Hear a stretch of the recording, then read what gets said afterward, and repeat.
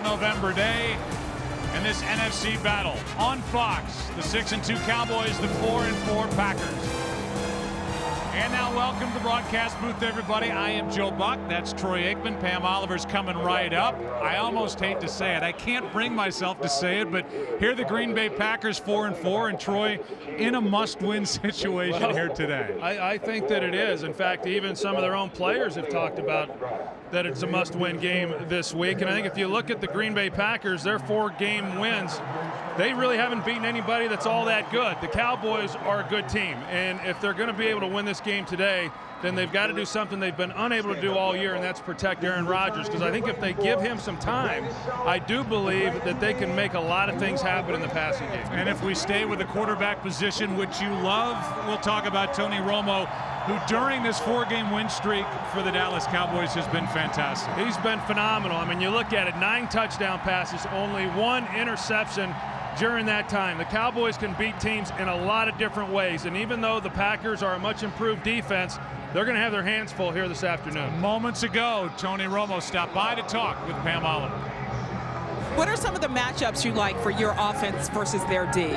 Well, they're good. I mean, I know that people look at their record, but you know, when you look at their statistics, they don't give up a lot of yards. They do a great job, you know, putting teams in bad situations, and you know, you got to watch it. They got some ball hawking corners, so we'll try and adjust. Being here, your home state, always special, I'm sure. Yeah, I get to see mom and dad, and you know, I got to see my grandma last night and some other people, so it's fun. It's enjoyable to be back. Okay, thank you. Appreciate it. And we thank Tony Romo for hanging out with Pam before the kickoff on a 47-degree late afternoon here in Green Bay, Wisconsin. Sunny all afternoon. It's been absolutely perfect. Great football weather. Crisp. There's a new star in the NFL, Miles Austin. What are you giggling Well, about? I preferred 70 degrees for football weather, but that's just me. Come on. As I put on my heavy coat. Yeah, I'm right behind you. Cowboys kick off. That means that Green Bay starts with the football, and Tramon Williams takes it from just outside his own end zone. And how far will Tramon go? They'll mark him at the 25. And now I put on my coat. Sensabaugh made the play. And here's the offense for the Green Bay Packers. They check in 7th best in the NFL. Really the irony for Green Bay, and maybe it's not ironic as much as it is frustrating, statistically the numbers are pretty good for the Packers on both sides of the ball, and yet here they are, a 500 team. Yeah, and a big reason for that, one, is because of their special teams play, never more evident than what it was last week in the loss against Tampa Bay. And then, of course, the times that Aaron Rodgers has been hit during this season. Rodgers will hand to Grant running over the left side, and Ryan Grant picks up 4, and we look at the defense for Dallas. Overall 20th ranked in the NFL. They run a 3-4, as do the Green Bay Packers. We've been talking about them for years, it seems, but now there are a lot of bandwagon fans for Jay Ratliff, the nose tackle for the Cowboys.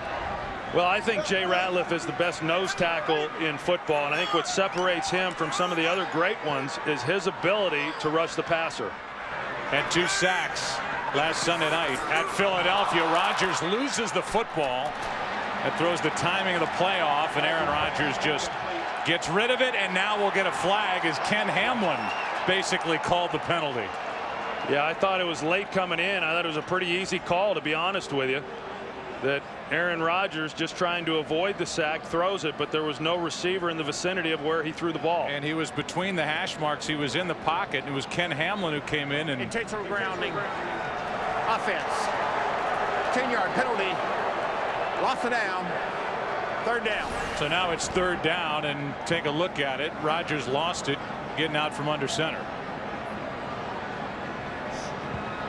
So not only does he intentionally ground it, he takes another hit, and then there's a penalty on the end of it, and it brings the ball all the way back to the 19-yard line. It's 3rd down, and this could be a quick 3 and out for the Green Bay offense. 3rd and 16.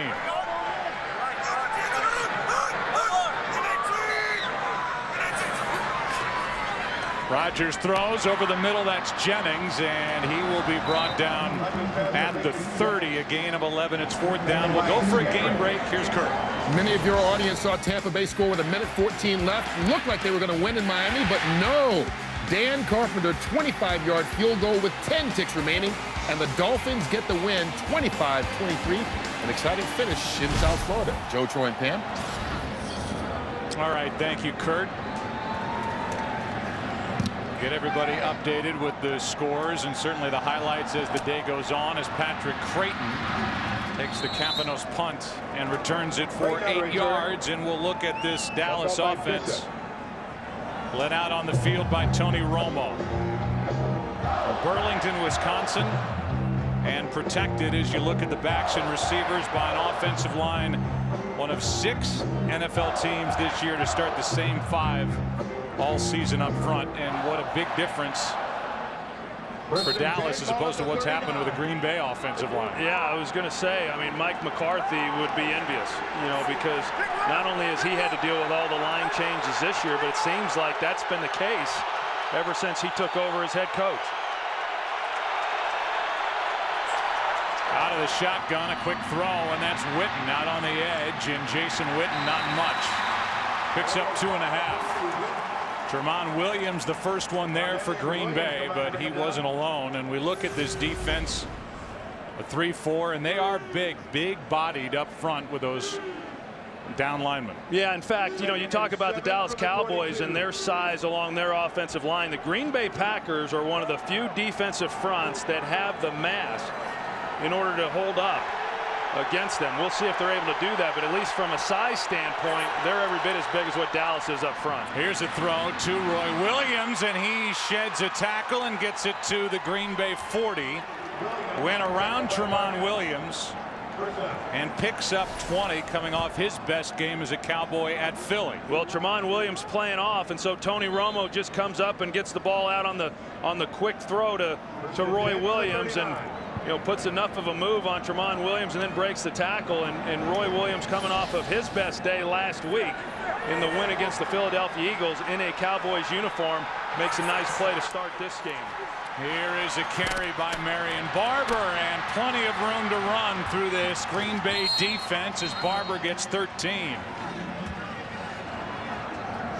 Nick Collins made the stop.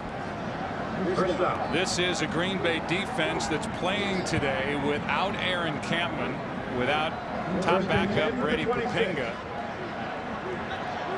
Jermichael Finley, Mark Tauscher also inactive, so some big names and players not available to the Packers today. I think Jermichael Finley might be the biggest loss that they don't have here in this game. Romo down the middle for Austin, off his hands, incomplete. And a missed opportunity for the Dallas offense as Austin was open and he and Romo couldn't connect. It sure looked like Miles had a chance to make this play. No, just a little too high for him. Wasn't able to time his jump and get up there and make the catch. Of course, last week he just had 1 reception, but it was a big one against Philadelphia that went for the touchdown. And what an impact he has made on this offense since he took over as the starter 4 weeks ago. Hand off to Barber right up the middle, and Marion Barber takes it down to the 19-yard line, gain 7. And it's 3rd and 3 coming up for Dallas. Good job up front. You're going to see Jason Witten make the block there on the outside, which kind of creates the lane. Then for Marion Barber, Martellus Bennett in there as well. It's a pretty good personnel grouping for Dallas. Whether they want to run the football with 2 tight ends, they can also split Witten out wide and use him as a wide receiver. 3rd down and 3.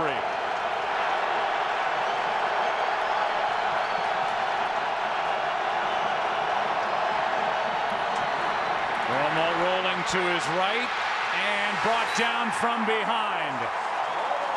Nick Collins got to him, a loss of 2, and it brings up 4th down. Well, Green Bay, they dial up pressure with Nick Collins, and the Cowboys actually, here he is, he's coming on the blitz.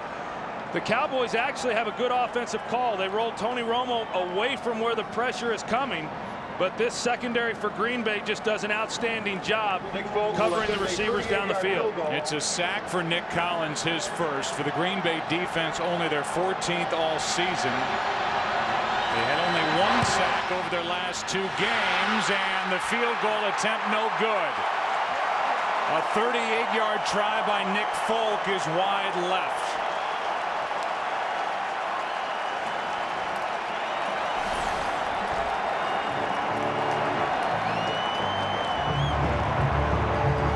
Folk is now 14 of 18 as that one hooked. And the play by Collins forced the field goal try. And Folk is now 9 of 10 under 40 yards this season. And while the Cowboys move the ball on offense, they come away with nothing. Well, that was a good defensive series there for Green Bay. You're right. Dallas started to move the ball, but to get off the field without giving up any points, nice job by the Packers. Play action from Rodgers, and the pass is caught by Driver. Gain of 11 and a first down, and for Donald Driver, he continues to add to his club record in 615 catches now for Driver, the 11th year pro out of Alcorn State. 11th year pro, 5 consecutive 1,000-yard seasons, and it looks like he'll have another one this season.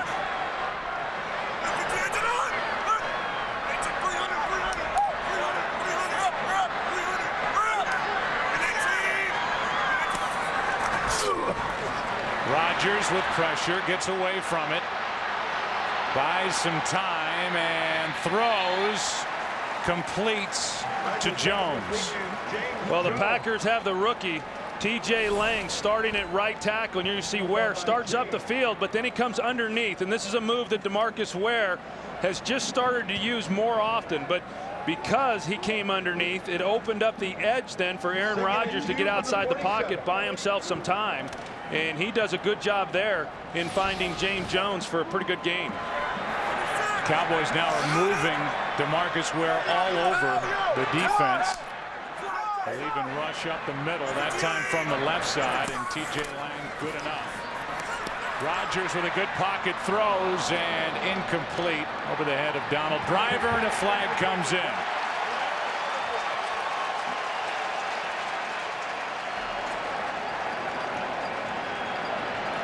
This is against the Dallas Cowboys. Jeff Triplett. Prior to the pass, holding. Number 32 of the defense. 5-yard penalty, automatic first down. For those of you just joining us, the Green Bay Packers took the opening kickoff, went 3 and out.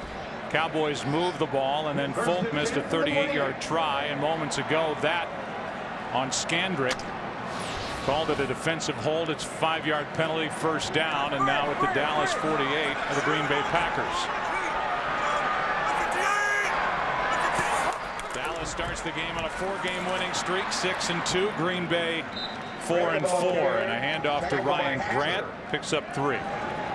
You know, we were talking about Green Bay and their changes that they've had to make throughout this season along that offensive line. Today is the 6th different offensive line combination this year, and we mentioned T.J. Lang making his first start at right tackle. He made a start at left tackle a few games back, but primarily plays on that left side. A little different for him now playing on the right.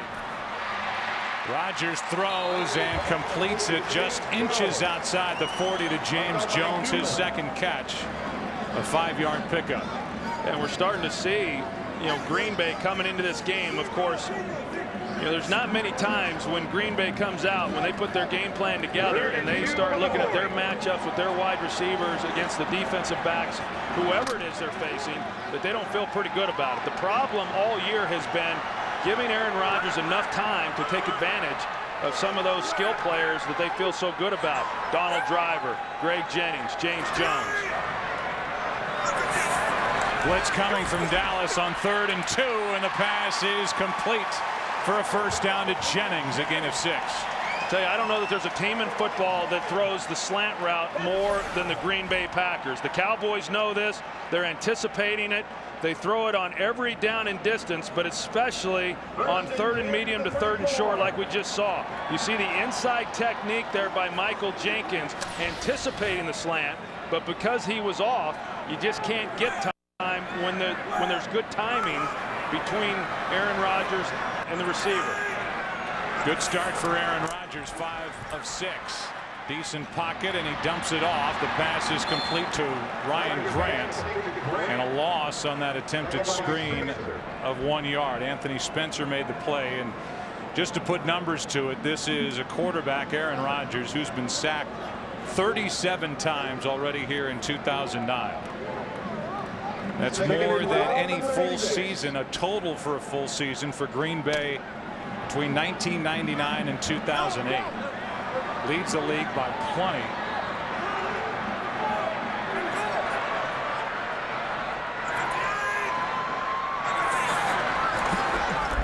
On second down and 11, Rodgers is brought down after crossing the line of scrimmage by Anthony Spencer. A gain of only 2. 3rd and long coming up. And if given a little more time, he's got Donald Driver in the slot. Good move there, and you see that he's able to get to the middle right there in front of Sensabaugh, you know, where the weakness is within that zone, and that's when he pulled it down because of the pressure and just tried to get as much out of that play as what he could. You know, to follow up on your thoughts, Joe, on the sacks, yeah, Aaron Rodgers has had propensity to hang on to the ball a little longer than what he should. I'll tell you, the 6 sacks he took last week against Tampa, I didn't think there was really much he could have done about any of those. In fact, I thought that he escaped a couple. He could have very easily have had 8 sacks in that game. On 3rd down, the pass is incomplete for Greg Jennings.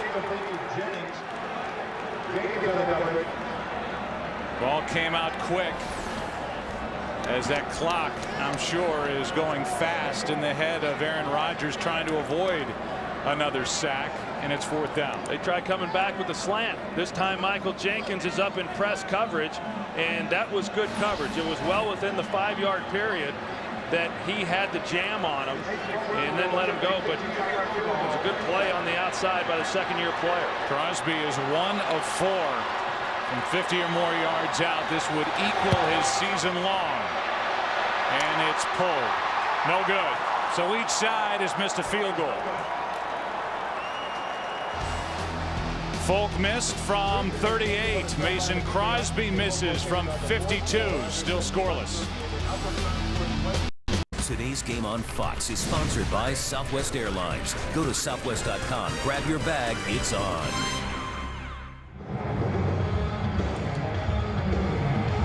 There is Aaron Campbell, 2.5 sacks, playing at the left outside linebacker position this year, and a 3-4 for Dom Capers, the defensive coordinator for Green Bay. And this is a defense that, first of all, hasn't generated a lot of pressure on the quarterback all season. Now they're without their best pass rusher is the rookie Brad Jones, a 7th-round pick out of Colorado, gets the start. Wearing number 59. It's 1st down for Dallas at their own 42. Handoff to Barber. Gets around Jolly and turns it into a nice run of 5 yards. A.J. Hawk on the stop for the Packers.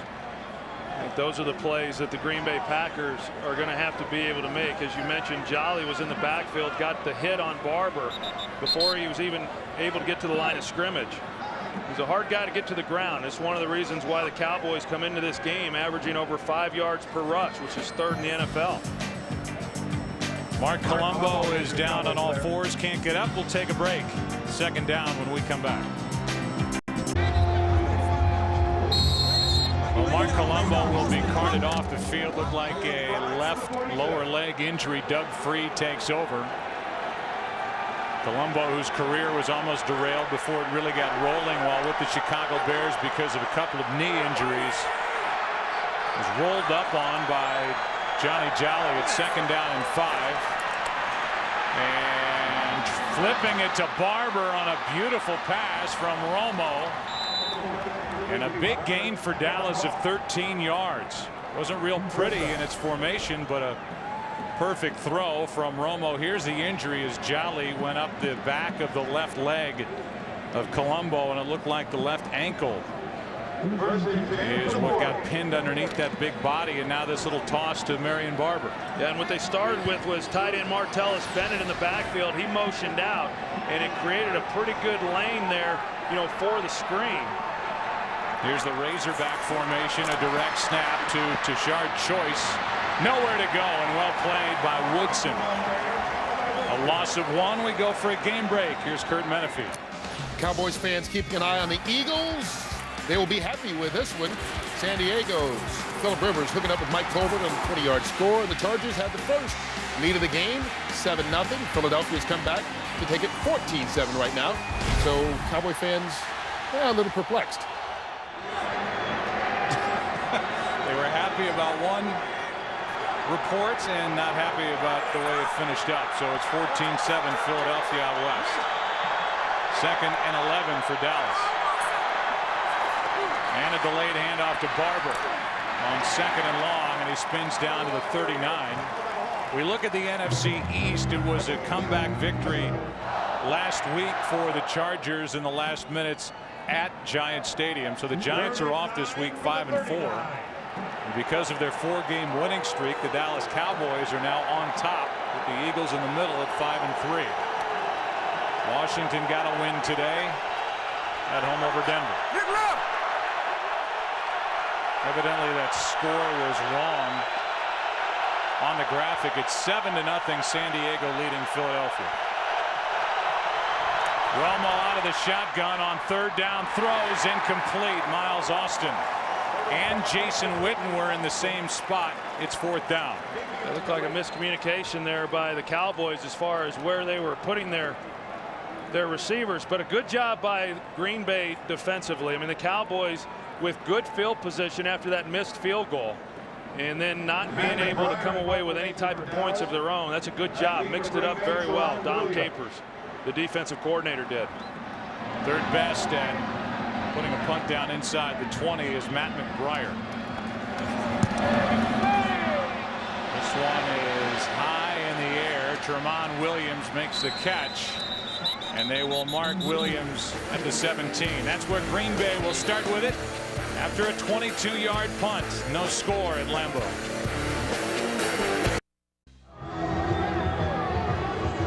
No score at Lambeau. The Golden Boy Aikman to my right. So we look at some of the quarterback play and the headliners across the NFL. And Jake Delhomme and the Panthers are hot. Brett Favre remains hot, and Drew Brees, they're still undefeated, but they had their hands full for the most part, believe it or not, at St. Louis. Well, they've won the close games, which is, what you got to do, certainly to be unbeaten, but you've got to do that in this league. A good win for Carolina. Atlanta had their opportunities and just failed to make the play at the end. So on 1st down, it's Ryan Grant, and he goes forward for a yard. That's it. You know, it's interesting, Joe. You look at the Packers offensively, more specifically Aaron Rodgers. His worst passing down is 1st down, which is pretty unique because typically 1st down's the easiest down to throw the football on. It's a down and distance. It's obviously very favorable. He's 22nd in the National Football League in passer rating on 1st down, whereas on 3rd down, which is the hardest down, he leads the NFL. Very, very good on 3rd down.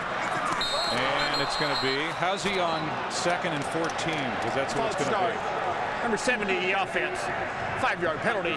Still 2nd down. That's the rookie 4th-round pick out of Eastern Michigan, T.J. Lang, getting that started right tackle.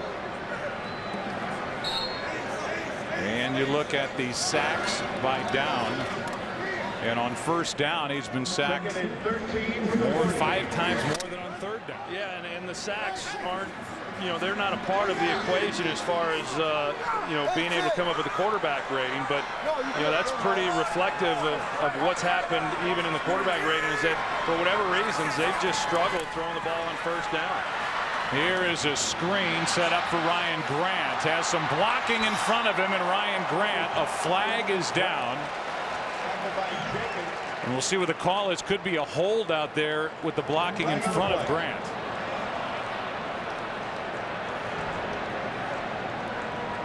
Holding number 87 of the offense. 10-yard penalty. Still 2nd down. It's Jordy Nelson, who's missed the last 4 games with a sprained knee. He's back, and he held Jenkins. Yeah, he's got a hold. You can see it, and You know, the Packers, that's been one of the problems. When you say, how can a team that moves the ball as well as they do and compile the amount of yardage that they do not be winning more games? And that tells the story. I mean, the most penalized team in the NFL. The most penalties and by far the most sacks. Penalty number 65 erases what would have been a first down, and now Nelson, who was guilty of the hold, makes the catch. Forced out by Mike Jenkins, who he held moments ago, a gain of 9. And third down's coming up. You know, I really like this Jordy Nelson. He's got the knee injury that, as you said, has kept him from being able to play here in recent weeks. But I know going back to last season, a young player, and yet he was able to do some good things. You know, 33 receptions as a rookie, and getting him back on the field and healthy, he and along with Jermichael Finley, who's not playing today, you know, those are just added weapons to what they've already got that are pretty good. Here's a blitz from Scandrick off the edge, and down goes Rodgers. Ball comes out, flag down on the play. They're whistling the play dead at the 15-yard line. Dallas takes over, but there is a flag on the field. And Scandrick came off the edge and was never touched and never seen by Aaron Rodgers. And never seen, and Aaron Rodgers has got to know when they're bringing the blitz off the edge. But it looked like that might be a penalty on the Cowboys because of where it's thrown on the field. It's in the secondary. Prior to the run, illegal hands to the face. Number 21 in the defense. 5-yard penalty. Automatic first down. So it's an automatic first down. It's on Mike Jenkins, and it takes away the turnover on the sack by Scandrick. And that was it. Right hand got up into the face mask of Greg Jennings. And there's Scandrick then coming off the edge, and that's what Aaron Rodgers has got to be able to see. He's got to know where he's protected and where he's not. He was not protected off the slot blitz with Scandrick. And the Packers were fortunate with the penalty not to give the short field back to Dallas.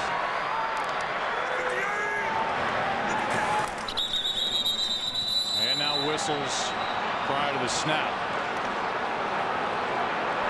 False start. Number 73 of the offense. 5-yard penalty. Still first down. So that's Darren College, who has struggled.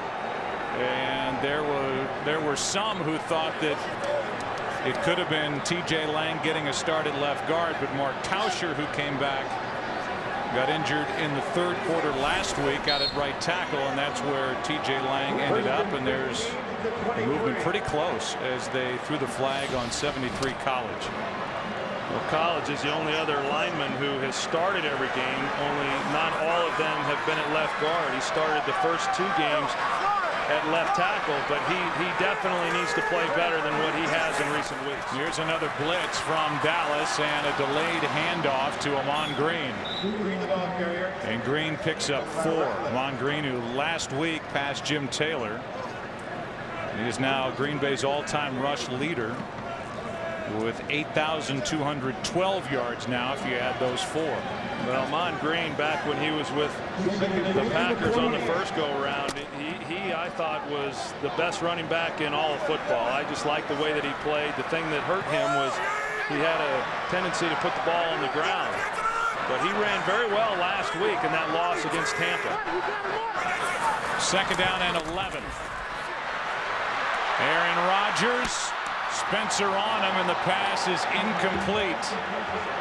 Ahman Green, the intended receiver, and Anthony Spencer, who does not have a sack, was awfully close to registering his first right there. Yeah, and he's been close for most of the year. You know, he is tied with DeMarcus Ware with the most quarterback pressures for this defense. He just hasn't quite gotten there in time in order to get the quarterback to the ground, but a good pass rush there on the outside. And being able to come back around and then keep Aaron Rodgers from stepping up in the pocket. Rodgers, who's already been hit 4 times. Go to A, Bo. Go to A, Bo. 3rd and 11. Rodgers throws, and the pass is caught for a first down. James Jones on the reception. Let's take a look. It looked like there was a bobble in there. They're saying it's a catch. would be enough for a first down. And Wade Phillips may challenge that. Right now we are at the end of the first quarter. There is no score. Could get a challenge when we come back as we continue after a word from your local Fox station. As we were going to the commercial break at the end of the quarter, Wade Phillips threw the flag. After reviewing the play, the ball hits the ground before the receiver gets possession. It is an incomplete pass. Please reset the game clock to 20 seconds. It'll be fourth down. It's 4th and 10 now, back at the 28, as this call was overturned on the field, and Wade Phillips now in his time with the Cowboys challenging plays is 13 of 21. He's over 60%. That's a pretty good rate among head coaches across the NFL, and he will force the punt by throwing that red flag, which is hanging out of his pocket.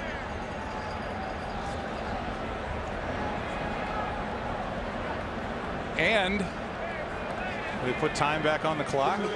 Now we have 20 seconds left in the first quarter. We have to take the commercial again, or do you and I have to talk and fill time? We get to take a commercial again. After the punt, Capanos. This is Creighton on the return.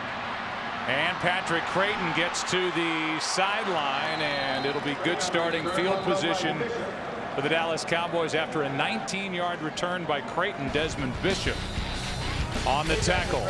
Take a commercial. 10 seconds left in the first quarter. No score in Green Bay.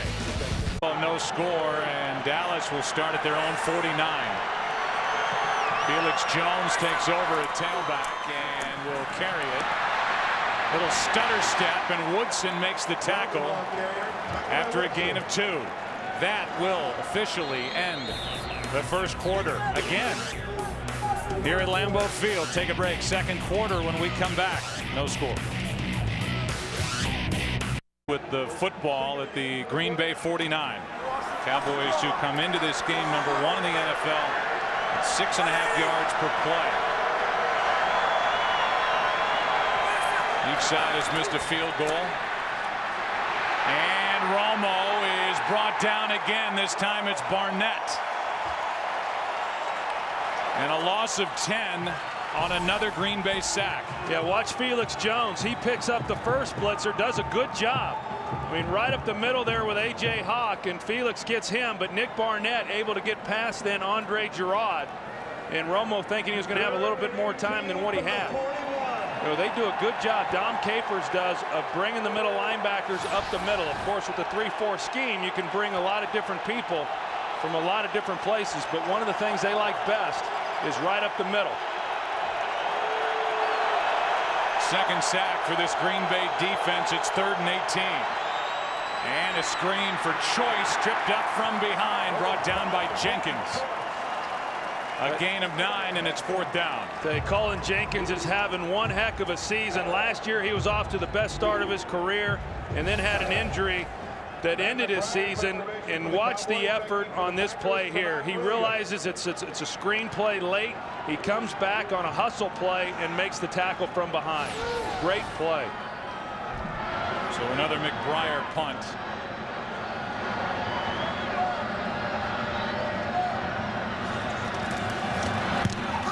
Special teams has been a problem, especially of late for the Packers, and a juggle but a catch by Tramon Williams. Talk about the rivalry between these two organizations. The Cowboys-Packers dates back to the 60s when the Packers defeated the Cowboys in the '66 NFL Championship game, and then again the following year in the legendary Ice Bowl. Packers went on to win the Super Bowl both seasons. Then in the '90s, Cowboys returned the favor in the playoffs, ending the Packers season 3 straight years from '93 through '95. Cowboys beat the Packers 8 straight times, '91 through '96. Cowboys won here last year. First time they've won at Lambeau, 1-5 all time in this historic venue. And the handoff to Ryan Grant. Olshansky makes the play, and a gain of 6.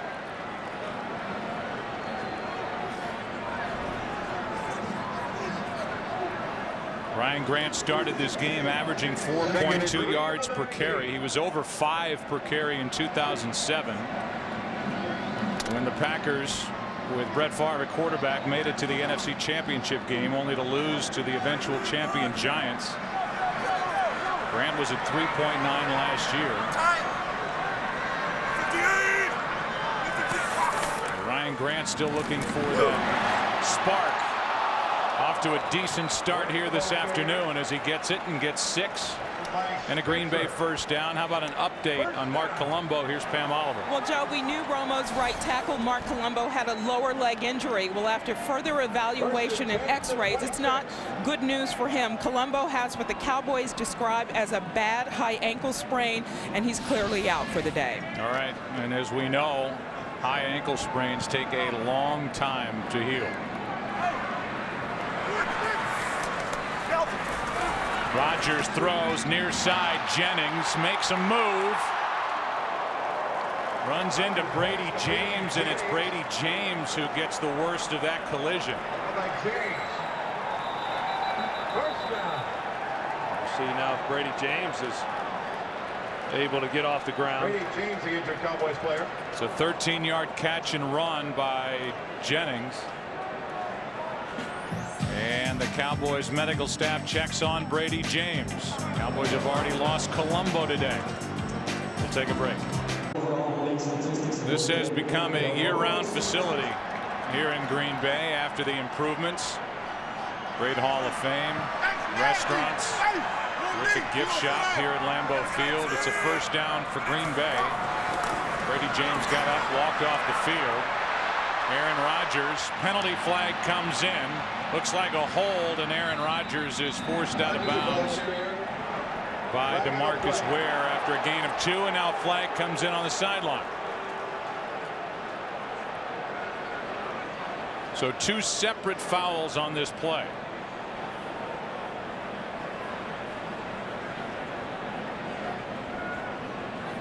And it's up to Jeff Triplett to figure out where the ball should be. There are 2 fouls on the play.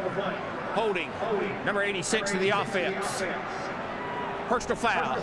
Unnecessary roughness. Number 41 in the defense. Hit out of bounds.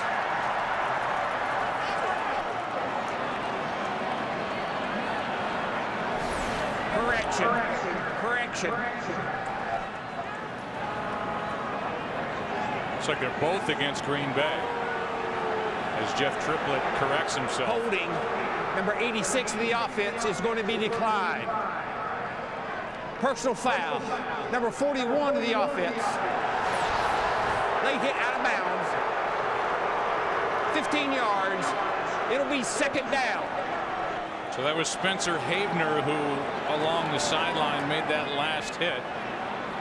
Brings up second down and 25, and we go back to the injury to Brady James on that tackle and hit of Greg Jennings, and you can see that left shoulder bear the brunt of that hit. Well, the hit there by Brady James on Greg Jennings appears to be, some type of burner is what it typically is. And he walked off, and now he's back in the game. Now second and 23 for Green Bay.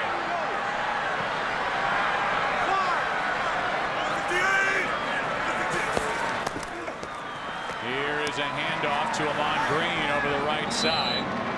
And it'll bring up third down and long as Keith Brooking made the play for Dallas.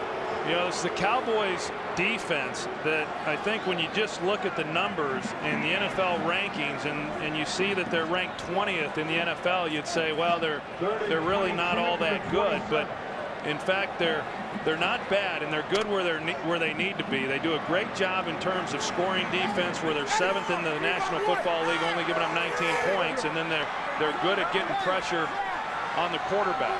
And here over the last 3 weeks, they've done a nice job against some good offensive teams. Delayed handoff. That's Brandon Jackson on 3rd and 22, picks up 2. DeMarcus Ware makes the tackle, and this crowd lets the offense hear it.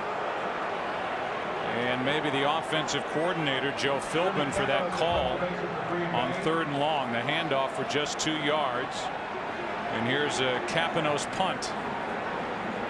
With right now nobody deep for Dallas, and Patrick Creighton will sneak back there.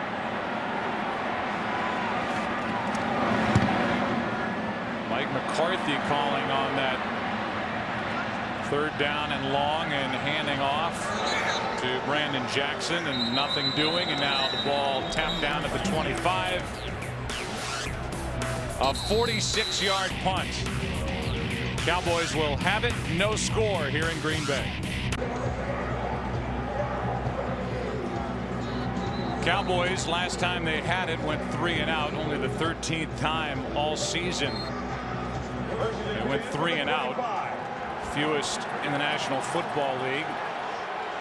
And with 9:50 left in the first half, Dallas takes over at their own 25. Still no score.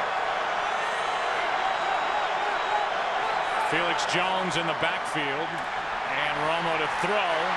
He's been sacked twice and he drops it off. Pass is complete to Martellus Bennett, who stays on his feet, gets it to the 30 and picks up 6. And we welcome you inside our broadcast booth. And what have we seen so far outside of a couple of missed field goals and a lot of action in the middle of the field? Well, I think we've seen, 2 good defensive teams and 2 good defensive efforts, especially by Green Bay, considering the field position that Dallas has had, in much of this game. And as you mentioned, the 3 and out when they had good field position was pretty impressive, and they're doing it shorthanded. Aaron Campman out, of course, Brady Papinga not playing as well. But they've done a good job here against an explosive offense. 2nd down and 4, and the handoff is to Felix Jones, and a big hit by Hawk. B.J. Raji was in there first, no gain. Felix Jones, coming off of that injury that he had several weeks ago, he injured his knee, and he has not been the same runner as what he had been, prior to the injury. You see the knee brace there on his left knee. He does not wear the knee brace during the week, and the reason he doesn't is in an attempt to try to strengthen it, but it does bother him some during the game. He says it has a tendency to slide. I don't know if that's the entire reason he hasn't run the ball as well, but he hasn't been nearly as explosive. 3rd down and 4, and Choice carries it, and Tashard Choice is brought down inches short of the 35. It depends on the spot. Brad Jones, the rookie, made the stop. They're already saying 4th down, and Dallas is now 0 for 4 on 3rd down here in the first half. Yeah, now that's another good job by the Green Bay Packer defense to force another 3 and out. You talked about it. Dallas coming into the game with the fewest 3 and outs in all of football, and yet here in the first half they forced that twice. Back-to-back possessions, and McGuire hits it, hangs it high. Tramon Williams hauls it in, was hit by a teammate. Bush, not one of the Dallas players, no flag. 43-yard punt, no return. And there's the hit by Jared Bush. No penalty. Green Bay has it, no score.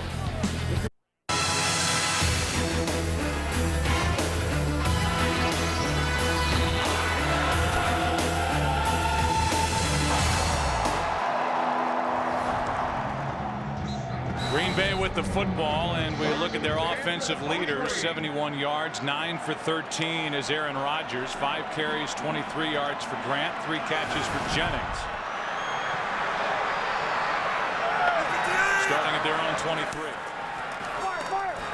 Rodgers steps up and flips, incomplete, and a penalty flag on the play. Looks like another hold. Holding. Number 76 to the offense. 10-yard penalty. Still first down. It's Chad Clifton, the left tackle. Yeah, you got DeMarcus Ware here. He uses a speed rush on Clifton, and there's the left arm around the neck. And Aaron Rodgers trying to step up, but there was pressure inside as well. And so that kept him from really being able to do too much. You see the left arm there of Chad Clifton around the neck of DeMarcus Ware. Rodgers has not been sacked so far in the first half. There have been 3 holding calls against Green Bay. It's 1st and 20. Now back on the 13-yard line. Rodgers throws and completes. Ball's caught by John Kuhn, the fullback, and we go down to the field and Pam Oliver. Hey, Joe, rough day for offensive linemen all the way around. This time, Packers left guard Darren College is the victim of a right ankle injury. It bothered him even when trainers touched it, Joe. He is questionable as his return. Okay, so now it's Evan Dietrich Smith taking over at left guard, and each side is left with only one reserve offensive lineman as we play here with just under 7 to go in the half. Well, now they have their 7th offensive line combination of the year. 2nd and 17. Quick throw. Pass is complete. That's Jones. Another catch. A gain of only 5, and this crowd is frustrated with a lot of the play calling and a lot of the short throws, the handoffs, and it's 3rd and long for Green Bay. Well, it becomes very difficult, especially here 3rd and long. In fact, Mike McCarthy, when we were talking to him the other day, he said, hey, we've gotten more and more conservative with each game, each week, because we haven't been able to protect the quarterback, and it's not going to change in this game. They're putting more people in. Right now, Donald Lee, a tight end, he's in. More than likely, he'll be trying to help out the protection on this play. On 3rd down and 12, here's a screen set up. That's Jackson breaking tackles and has a 1st down for the Packers. Newman eventually brought him down, and a catch and run of 14 yards. A big pickup there. You can see the frustration on Wade Phillips' face. I said earlier the Packers run the slant pass about as much as any team in football. They also run the screen play about as much as any team in football. 3rd and long, and you know that Dallas was anticipating the screen, but just great execution there by the Green Bay Packers. About 14 yards on 3rd and 12. 1st down for Green Bay. At their own 35, and the handoff is to Ryan Grant. Anthony Spencer was in the backfield, basically, a gain of 1 as Grant fell forward. We look ahead to Fox NFL Sunday next week. Redskins will be in Dallas to take on the Cowboys. Falcons and Giants, a good game. Cardinals at the Rams, and right now it's the Cardinals leading in the NFC West. They are taking on Seattle. As we speak, it's 2nd down and 9.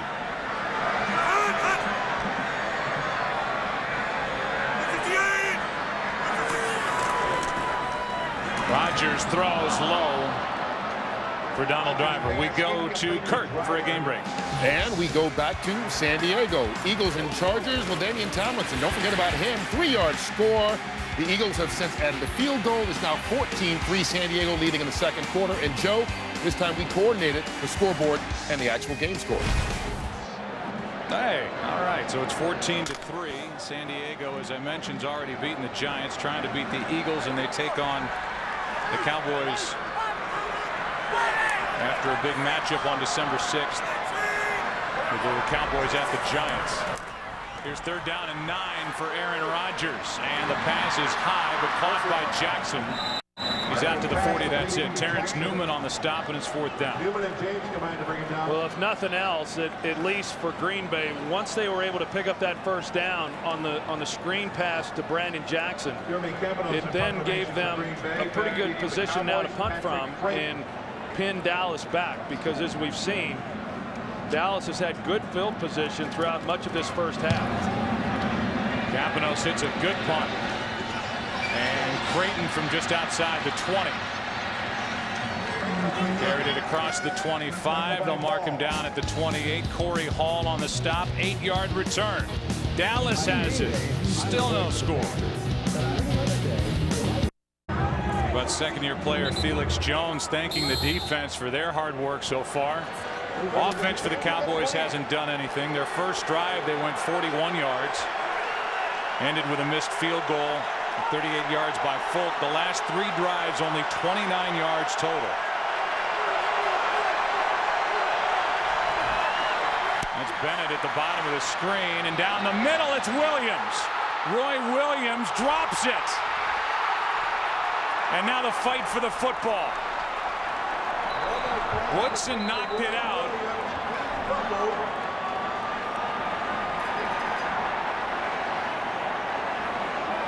And Tramon Williams is saying we have it, but pointing the wrong way. Green Bay has the football.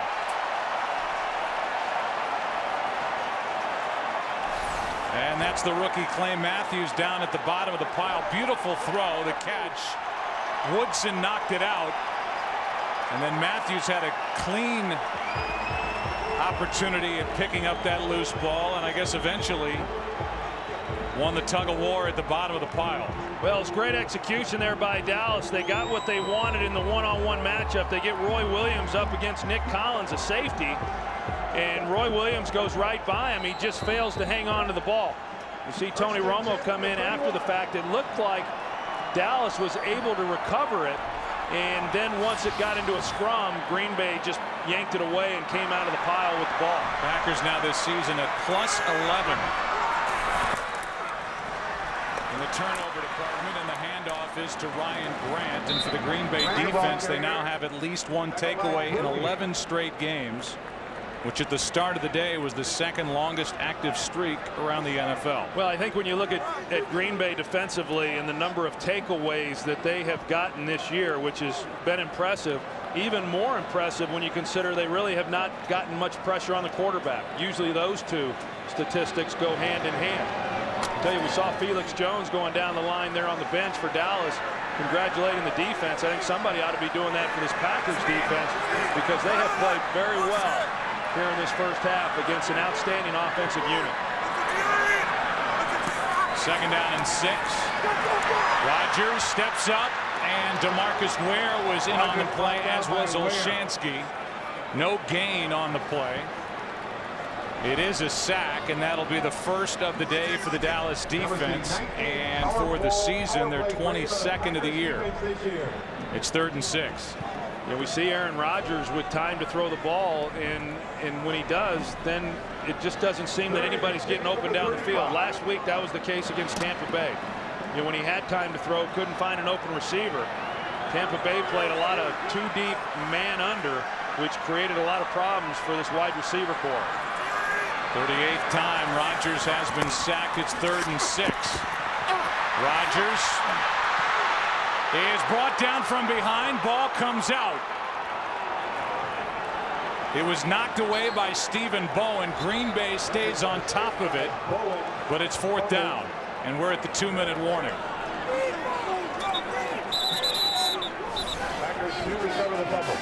Aaron Rodgers had the ball knocked out by Stephen Bowen. And we are at the 2-minute warning. It was Lee who got on top of the loose ball. 4th down when we come back for the Packers. No score. Across the NFL this season, no game has been scoreless at the half. It's 4th down and 5. Campanos hits a beauty, with Creighton having to go back and grab it. And not much room to run. 53-yard punt, just a 6-yard return, and Havener made the tackle downfield. There's Ken Hamlin, the safety. This is called man free. Ken Hamlin's going to be the free defender. They're man everywhere else. They've got Donald Driver trying to run across the field, but Hamlin in the throwing lane. And after that, there was nowhere for Aaron Rodgers to throw the football. Once he starts to scramble out, and this is what you always worry about as the quarterback, once you start to move to the right and you've got defenders pursuing you from the backside, that's the first thing they learn to do, is to go after the football while they're coming through on the sack. So far the Cowboys have run only 18 offensive plays in this half. And down goes Romo, 3rd time. This time it's the rookie Matthews. Yeah, Clay Matthews working against Flozell Adams over on the other side, and this is the type of rusher, Clay Matthews being a rookie, but the type of rusher that he has problems with, a speed rusher that's able to get around him before he can get out of a stance. Green Bay uses its first timeout after the sack by Clay Matthews. Weekdays make lunchtime your new prime time as FoxSports.com brings you lunch with benefits. Log on to check out new episodes of original sports shows delivered to your desktop every Monday through Friday at 1 Eastern. Tomorrow, don't miss the after party with Jay Glazer. Jay will chat with all of today's biggest performers only at FoxSports.com. on MSN. 1:42 left in the half. Green Bay just used a timeout on defense after the sack of Romo. Third Packers sack of this half, and now a screen for Barber. Jenkins can't make the play the first time, but stays after it and makes the tackle. He had help with Al Harris, a gain of 3, 3rd and long coming up. I couldn't be more impressed with the play of Colin Jenkins this season, going back and watching other games and the effort that he gives. We saw it earlier in the first quarter, and here's another example of it. He misses him the first time, but he keeps playing. And so many times these defensive linemen, once they miss the first time, you never see them again. Colin Jenkins plays with a high motor.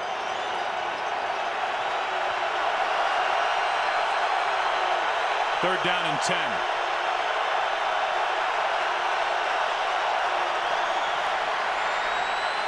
Romo throws, and it's nearly picked off by Collins.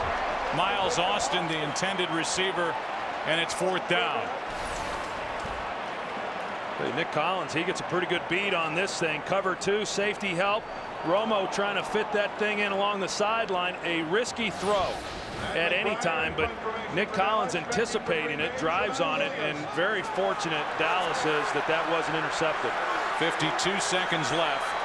Green Bay with 2 timeouts remaining and about to get the ball back. Should have good field position.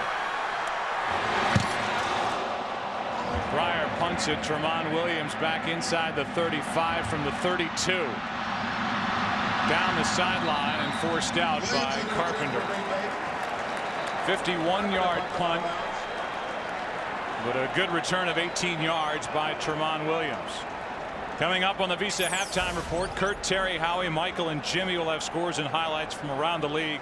And the Fox Sports ticker will keep you updated with up-to-the-second stats. Cowboys were shut out in the first half earlier this year against Carolina, a game they came back and won. The Packers have not been shut out in the first half in 45 games. I'll tell you, an impressive job again by the Packers defensively. Dom Capers, defensive coordinator, said this Cowboys offense best they have faced all season, and holding them well below their season average going into halftime. Pass is complete. That's the tight end lead. Down on a knee after the hit by Carpenter, a gain of 4. Carpenter on the tackle. And now the clock continued to run. Green Bay, they're second. Please reset the game clock to 33 seconds. So they put only 3 seconds back on the clock. 33 seconds remain as the Packers, who got the ball at midfield, had their best starting field position of this game. I'm just not sure why Green Bay called timeout there. You know, I mean, the first play to complete a pass and then immediately call timeout. I think they wasted one there. They could have gotten to the line and got another play off and seen what happened, but you know, you kind of want to save that last timeout for your field goal team, and then you'd want to burn that second one once you get well under the 30-second mark. You look at the numbers for Rodgers. He's completed passes to 8 different receivers here in the first half.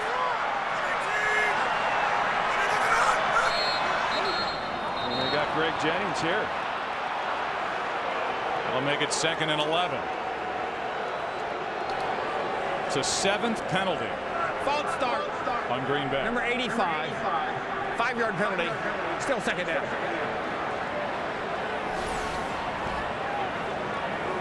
Second and 11 from the 49.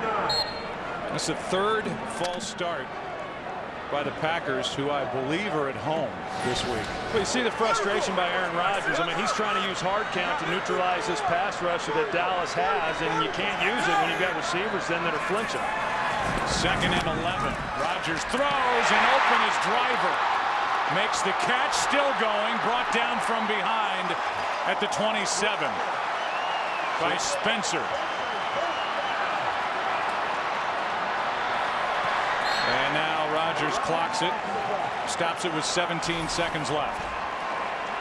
You know, they've been using Driver a lot here in the slot. They've been manning up with him for the most of the first half with Orlando Scandrick, but they played zone. And if you play zone against Donald Driver, he's going to find a hole. And then it's just a matter of whether or not Aaron Rodgers is going to have time to find him. But that's good execution between those two.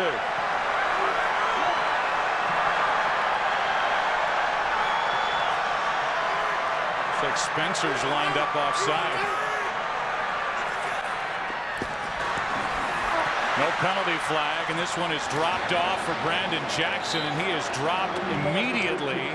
And now the Packers will have to use their final timeout as Brady James made the play, and a loss of 3. Yeah, they used their final timeout. They lost yardage on the play. Brady James wasn't fooled at all. They tried to make it look like they were going to throw the slants to the opposite side of the field and then come back with the screen, and Brady James read it beautifully. So Mason Crosby, who has missed from 52, will try from 48.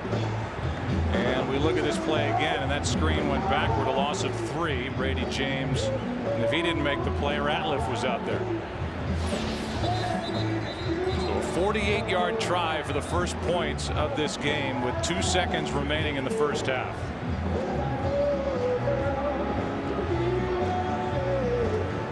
Mason Crosby will attempt a 48-yard field goal.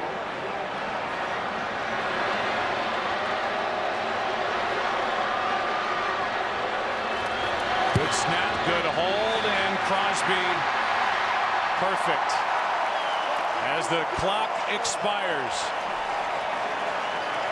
Here in the first half, Green Bay has a 3-0 lead.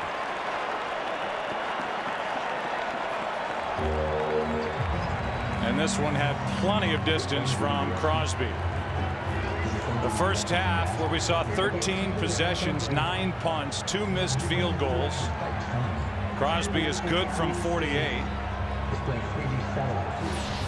9 penalties, 12 first downs, just 3 points and a turnover. All that equals, after a half of play at Lambeau Field, a 3-0 Packer lead in a game they need, taking on the Red Hot Cowboys on a 4-game win streak. Visa halftime coming up.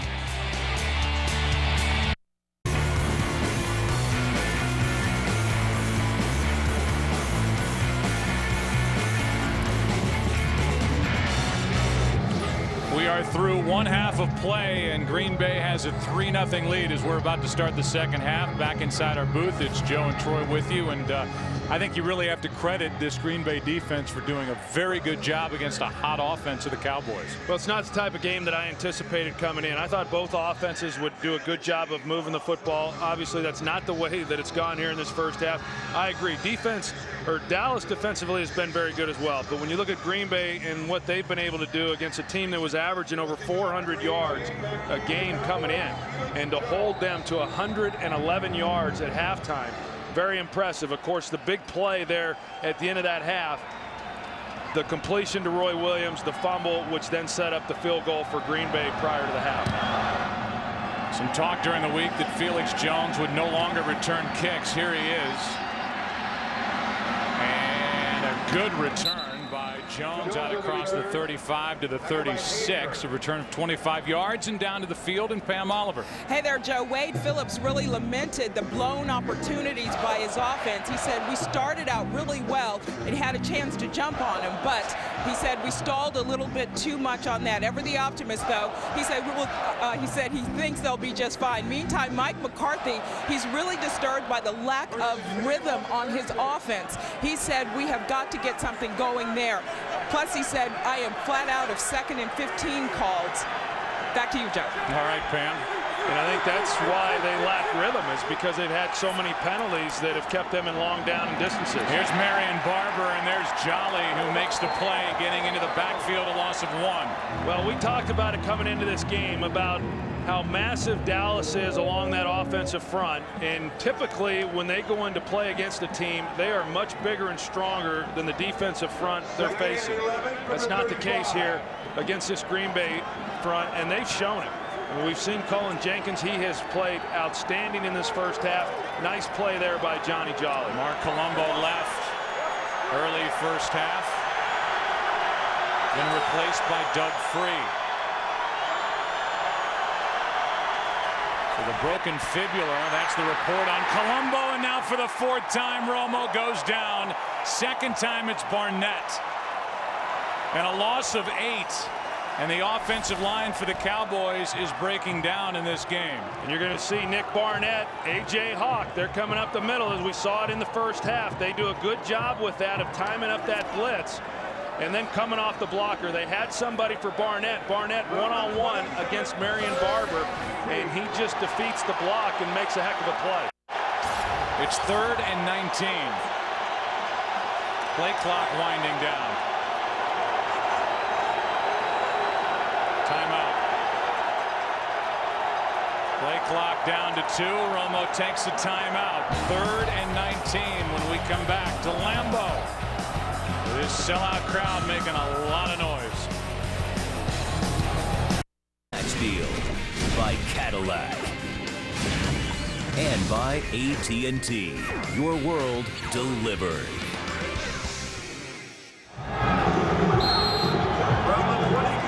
Cletus, the robot, immortalized here in Lambeau. Cletus with a cheese on his head. It's 3rd down and 19.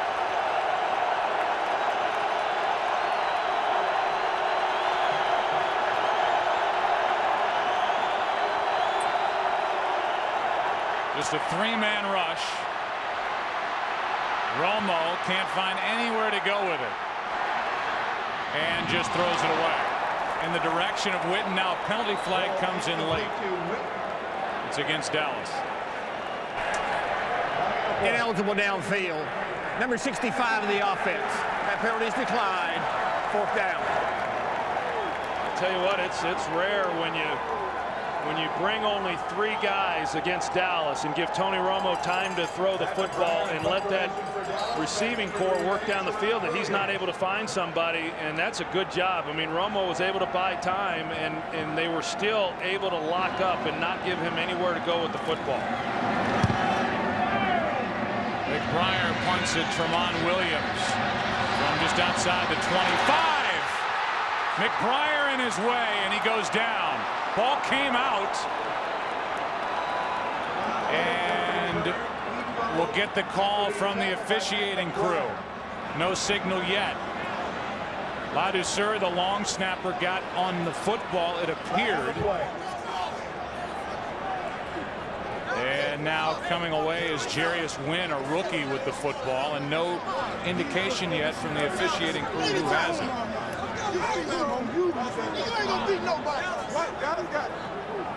Well, I think the fact that Jarius Wynn has it in his arms that... Here in the return. Illegal blocking it back. Number 29 of the return team. That penalty is declined. 1st and 10, Dallas. So Dallas gets the fumble, even though Wynn comes away with the football. Let's take another look. McBriar knocked it out. It was coming out, it looked like, before the knee went down. And then, as you said, even though Jarius Wynn, the rookie, at the end of that play came away with a football, they're saying Dallas recovered the fumble. And we'll take a break.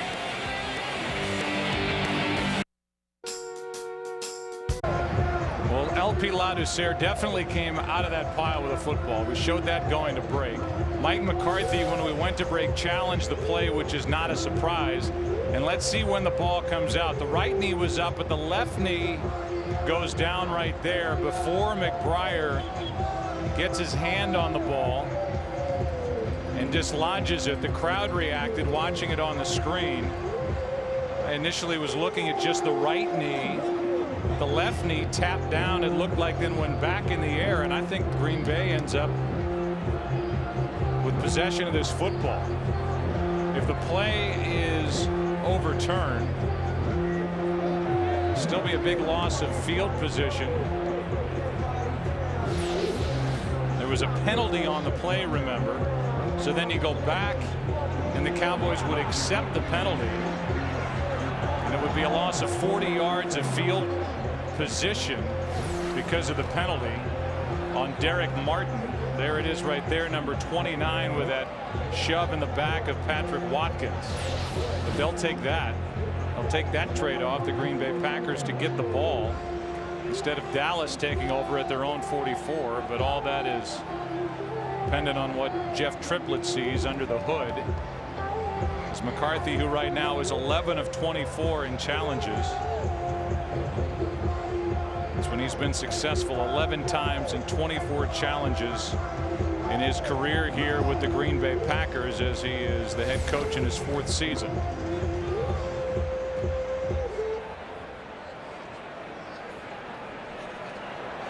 I don't think the ball is loose until right there, and I think the left knee had already been down. But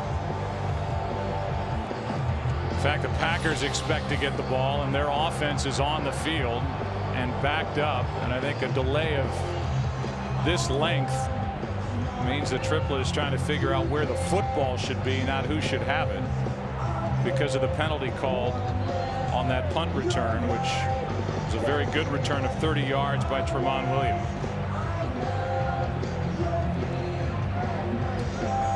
It's been a couple of bad weeks on special teams for the Green Bay Packers, and that penalty will take away a lot of field position for Green Bay. And after the penalty, the ball could be back around the Packer 15-yard line if they overturn the call. And here comes the call from Triplett. After reviewing the play, the runner goes down the ground on his own and is touched by the defensive player before the ball comes out, so he's down by contact. So it'll be Green Bay's ball. However, we will enforce the foul for the illegal blocking the back against Green Bay to spot of the foul. Please reset the clock to 3:18. Green Bay's not charged the timeout. That sounded like an infomercial for Jeff Triplett. I mean, It did. but there's more. You know. However, it even makes Julian fries, whatever those are. And the ball is indeed back near the 15-yard line. Somehow our statistician Ed Svita figured it out that the ball would be somewhere near the 15. We'll give him a break as it's on the 16-yard line, and that's where the Packers will have it up 3-0. So a reversal on the call on the field. Look at what San Diego's doing to Philadelphia, 21-6 in that game in Southern California. Seattle leading by 7 at Arizona, and the Cardinals have been so bad at home and so good on the road. Well, you remember a few weeks back when Dallas had the bye week and they were able to gain a game in the division because everyone else who played that week lost, and the Giants are at home this week and they're watching Philadelphia lose. Of course, Washington won, and then I'm sure watching this game very intently as well, a team that has lost 4 in a row. So after initially putting it down at the 16-yard line, this crew just moved it up to the 23, and Ryan Grant on first down carries it for 3 yards. Ken Hamlin on the stop. As you look at the NFC North, the Vikings now with an 8-1 record as they beat Detroit. The Packers are 4-4. The Bears lost 10-6 in San Francisco this week. The Lions lost to the Vikings. They're 1-8. Green Bay trying to get to 5-4. But they lost both meetings this year against Minnesota. Brett Favre 41 of 59 in those 2 games with a combined 515 yards. No interceptions, wasn't sacked. This is Ryan Grant over the right side, and Newman forces him out with a Green Bay first down. A 13-yard run by Ryan Grant as the Packers, who lead by 3, see one of their better runs of the day. Yeah, and TJ Lang is really the block there that allows them to do that. Of course, Ryan Grant breaks a tackle there, but you know, TJ Lang does just enough. You know, they're on Marcus Spears, which allows Ryan Grant to then get outside. And Ryan Grant is a really good running back, good solid running back, not real nifty. He'll make one move and then hit it, but he's got some pretty good speed and pretty good power also. Lang may have gotten away with a hold as a handoff to Grant. Pushes the pile out across the 45. Brooking on the tackle, a gain of 7. Well, I know the Green Bay Packers ran the ball very well last week against Tampa Bay. In fact, they've run the ball virtually. They've run the ball pretty well against virtually every team that they've played, and I know that was a real concern for this Dallas coaching staff on trying to slow down the running game of Green Bay. On this drive, 3 runs for 23 yards. Ryan Grant gets it again, and this time off the edge it's Spencer making a play in the backfield on 2nd and 4 and a loss of a couple. Well, Anthony Spencer, he just hits it. He's got great quickness. He's actually been very good against the run this year. You're going to see him. He just comes right underneath Spencer Havener and anticipated the snap count. It was going to be a difficult block for Havener as it was, but with Spencer coming as soon as he saw the ball move, there was just no chance to make that block. A near sack for Spencer in this game. 7 tackles. It's 3rd and 5.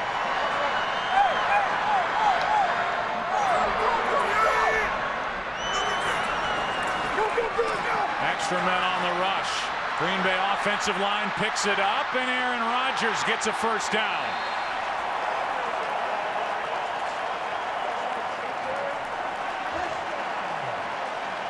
An 11-yard run by Aaron Rodgers for a first down, Green Bay. Yeah, you're going to see Brady James here. He's on the blitz, but they run it. He runs into Jay Ratliff in the middle, and it keeps him from really being able to hit it as he likes to do, and it clogged everything up inside, which allowed then Aaron Rodgers a lane to scramble, and a good job by him picking it up.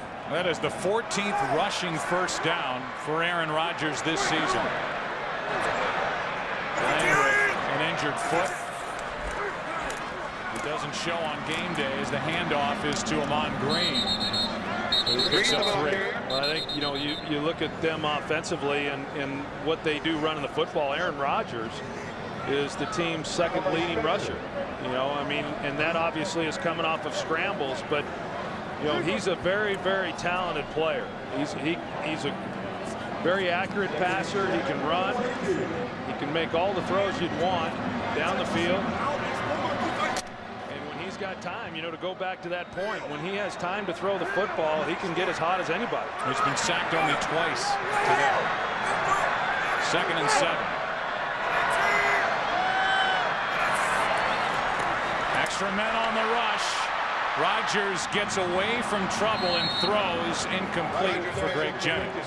Well, Dallas matches up man-to-man across the board. They bring pressure, and I'll tell you, Aaron Rodgers does a heck of a job here just avoiding the sack. I mean, for him to be able to step up and avoid that and get the ball out of his hands was pretty impressive. So now they've got a manageable 3rd down as opposed to looking at 3rd and 12 to 3rd and 14. It's 3rd down and 7. And I tell you, they're glad to see Jay Ratliff over on the sidelines, I'll promise you.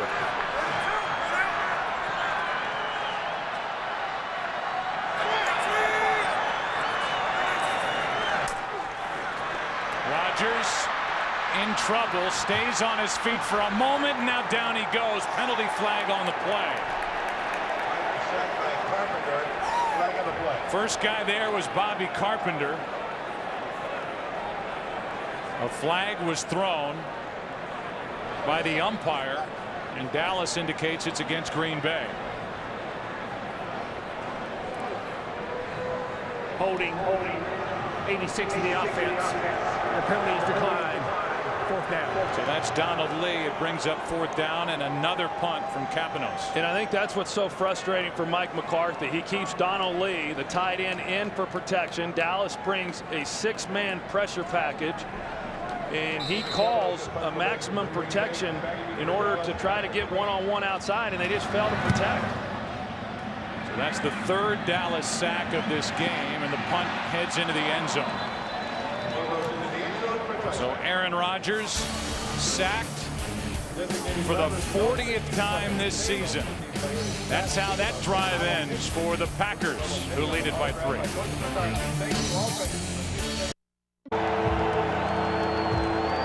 Cowboys have it at their own 20, down by 3. Miles Austin does not have a catch, although he didn't have a catch until it really counted on Sunday night in Philadelphia. And he was good for 49 yards and the game-winning touchdown to beat the Eagles. That put Dallas on top at 6-2 in the NFC East, riding a 4-game winning streak and trailing on the road here in Green Bay. Romo throws, and Austin can't hang on. Bigby with coverage out there for Dallas. Their last first down came with 4 minutes and 40 seconds left in the first quarter. That's how good this Green Bay defense has been, and that pass was tipped. And then off the hands of Austin as Jolly got his hands on it. 2nd and 10. Well, they've been awfully good, but we also know that Dallas leads the NFL in plays of 20 yards or more. They're explosive, and they're in their razorback here. That's the Cowboys version of the Wildcat, and it's Tashard Choice. Penalty flag comes in as Choice has enough for a first down, depending on the call. There's Jason Garrett, the offensive coordinator for the Dallas Cowboys. The ball. Personal foul. Face mask. Number 31 in the defense. 15-yard penalty. Automatic first down. So that's Al Harris, and that turns it into a 26-yard play. You see Al Harris come in and right there got an open hand, but a little bit of the face mask there, and the head turns, and that's the right call. You know, I mentioned they call it the Razorback primarily because Felix Jones, who typically is in the game when they run that with Tashard Choice at quarterback, went to the University of Arkansas. This ball is out. Deion Anderson, the fullback, knocked it out of the hands of Tony Romo. Don't know if Romo was getting it to him or not. A loss of 2 on the play, and it's 2nd and 12. You know, I was commenting on it, and here Dallas going with a hurry up or a no huddle offense, but they are so explosive that even like with Miles Austin not yet having a catch, I mean, you still got to be solid and keep your focus every single play because they can go the distance at any time.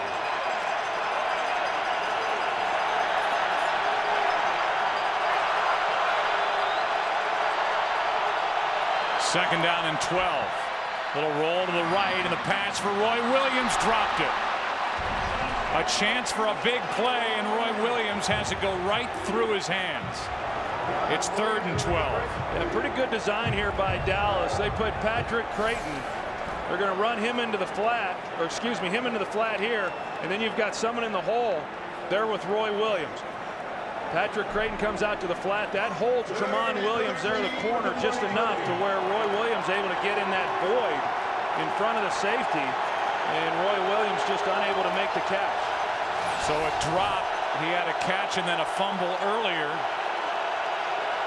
It's 3rd and 12. Pressure on Romo. Steps up and hits Choice in stride. Ball comes out, and they're saying Choice was down, and that would mean first down for Dallas at the 35. There's a flag down near midfield, and it's an offensive pass interference call.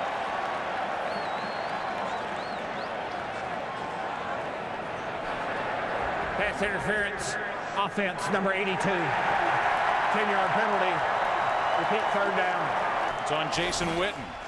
Yeah, we'll take a look and see what exactly Witten did, and you know that's the pick. That's a good call. That's a pick. You cannot do that. They're in man coverage, and then you're going to see the blitz here with Jared Bush off the edge. But Romo, I mean, he comes untouched. Romo just gives him a little bit of a shoulder fake and is able to step up in the pocket. But a good call there by the officials.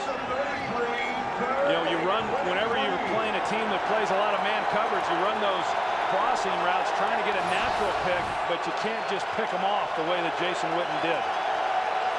Penalty on Witten wipes out what would have been the first 3rd down conversion of Dallas in this game. Now it's 3rd and 23. They fake the handoff and setting up a wide receiver screen for Ogletree, and it does nothing, a gain of 1. You know, they ran that play last week a couple times against Philadelphia to Kevin Ogletree, who's been a good addition to this team, has great speed. And last week he was able to get some pretty good yardage off of that. Thought they might be able to sneak one in here, but didn't work quite the same as it did 7 days ago. So that drive stalls, went backward because of the penalties, and Roy Williams with a key drop.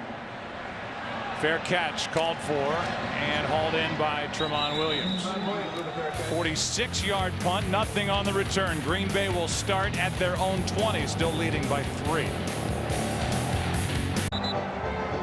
Packers have it at their own 20, leading by 3 with 6:50 left in the 3rd quarter in a game that they need.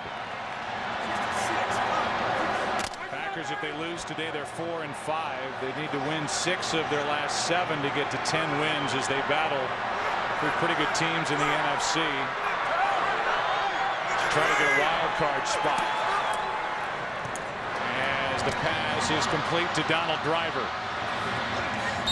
Newman gets a hand on him, and Driver is out to the 25, a gain of 5. I think you got to be pretty impressed with what Green Bay has done tonight on 3rd down. Dallas has still not converted a 3rd down, and Green Bay came into this game 4th in the NFL stopping teams on 3rd down. Dallas was pretty good, but in a lot of ways that's been the difference.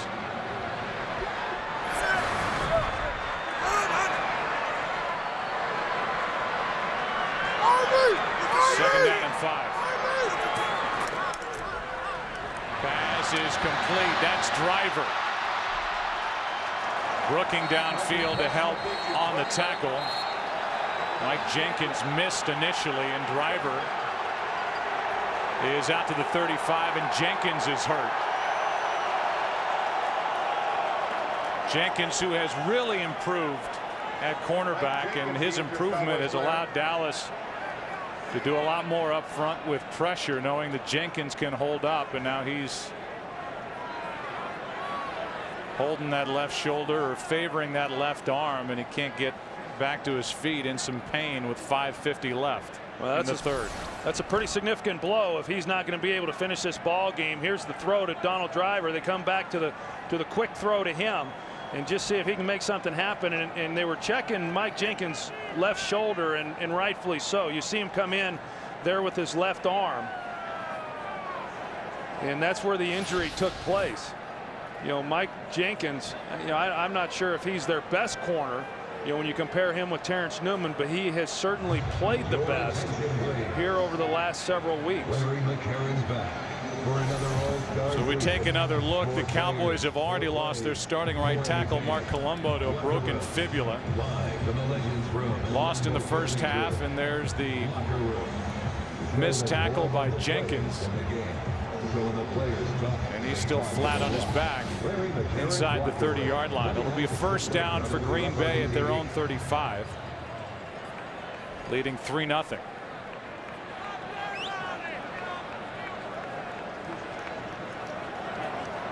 Take a look at some of the headliners at the running back position from earlier today. Michael Turner left the game against Carolina with an injured ankle. 9 carries, 111 yards. Snelling finished that game as the main option at running back for Atlanta. You see another big day for Adrian Peterson. 2 touchdowns, 133 yards. And what a day for Chris Johnson of the Titans. 232 combined yards with what he did on the ground and through the air. And Tennessee now has their 3rd win of the season. They're 3-6. Handoff is to Grant, and Ryan Grant picks up 3. Brady James on the stop. Yeah, I'm a little surprised because of the injury to Mike Jenkins. They then had to put Orlando Scandrick on the outside, and I really thought that the Packers would come out and try to test him. He and Mike Jenkins were in competition for the starting corner position opposite of Terrence Newman, and then by the 3rd week Mike Jenkins had won the job. Orlando Scandrick has just been their nickel guy, but he is now playing outside with the injury to Mike Jenkins.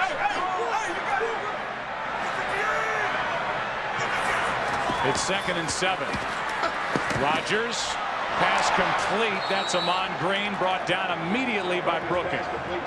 What a good play by Keith Brooking, Troy, who has added so much to this Dallas defense. Well, he does a good job of shedding a blocker and then making a play, and as you're going to see Keith Brooking, and he works right through Chad Clifton and then is able to make the play. And you're right, Joe. I mean, he really has become the face of this defense. I mean, you talk about DeMarcus Ware and his impact and what he means to the team. It's tremendous. But this year, it is remarkable in talking with players, the impact and the influence that Keith Brooking has had, not only on the defense, but the entire team. 3rd down and 11. Rodgers throws, and what a throw. What a catch. First down, Greg Jennings. On 3rd and 11, a 14-yard completion for a first down. It's one of the first times tonight I've seen Aaron Rodgers drop back with time and just turn it loose. And a good route by Greg Jennings there in the slot. I mean, an excellent route. He got separation there on Orlando Scandrick, and there wasn't much of a hole there because he had to fit that thing in before Terrence Newman came in to make the hit. But an excellent throw by Aaron Rodgers. 12th first down of this game compared to just 5 for Dallas. Green Bay at its own 48, and Rodgers is sacked for the 4th time today. And the 2nd of the day for DeMarcus Ware. Well, DeMarcus Ware, it looked like Havener was supposed to be there to try to make a play on him, and he's trying to get across, and there was just no chance. I mean, it's a 3-step drop. You don't typically expect to get sacked on a 3-step drop, but because of where Ware came from, he clogged the throwing lane for Aaron Rodgers and couldn't see where it was he was wanting to go with the football. 2 sacks today for DeMarcus Ware, 7 on the season. The guy who had 20 last year. A late handoff to Grant. And Grant picks up 3. Game break time. Here's Curt Menefee. Well, the Arizona comeback is complete. Down 14-0 at 1 point. Beanie Wells' 10-yard touchdown score evens things with Seattle 17 apiece late in the 3rd quarter. Joe, Troy, and Pam. All right, Curtin, we look at the NFC West with the Cardinals on top, 5-3, undefeated on the road. 49ers, because of their recent win on Thursday night, they are now a game under 500, and Ken Hamlin has been bothered by a groin injury. He just sat down before the play, and before a 3rd and 13 gets attention from the training staff for Dallas. Jenkins still on the sideline. It's been a painful day for the Cowboys, who trail by 3. It is 3rd down and 13, thanks in large part to that sack by DeMarcus Ware. Hamlin's off the field, as is Jenkins. Scandrick coming on a blitz, and the pass is caught for a first down. Donald Lee made the catch.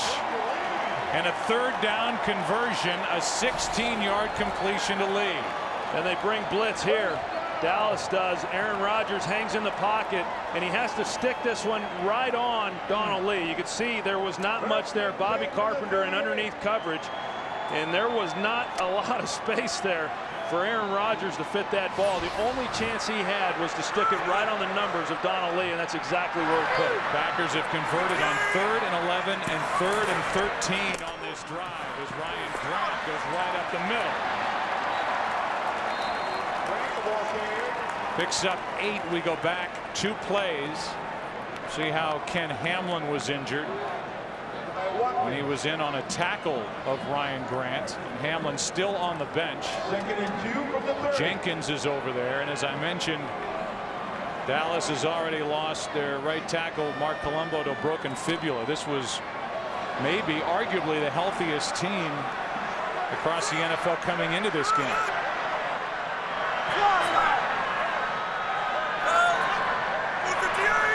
Second down and 2. Throw to Nelson, and Jordy Nelson is wrestled to the ground by Newman. First down, Green Bay, and a gain of 9. And here is the injury to Ken Hamlin. In on the tackle of Ryan Grant, and it was down low. They look at his right ankle.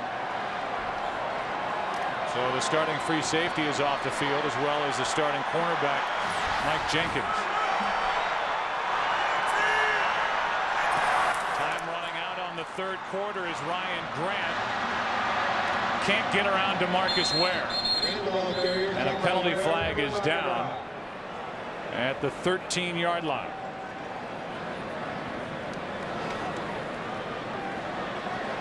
Flag is down in the secondary.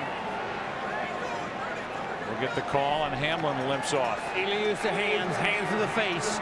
Number 32 of the defense. 5-yard penalty, automatic first down. That's Scandrick, who took the place of the injured Mike Jenkins. right to the face. Easy call. You know, it's a little different when you're accustomed to playing inside, then all of a sudden you have to go outside. The angles, everything changes a little bit. It'll be a first down for Green Bay with a ball at the 16 of Dallas as we go to the 4th. Back after this from your local Fox station.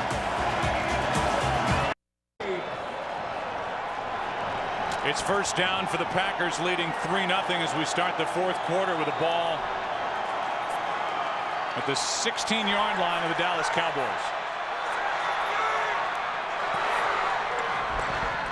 Rodgers throws, end zone, and off the hands of James Jones. Coverage by Alan Ball.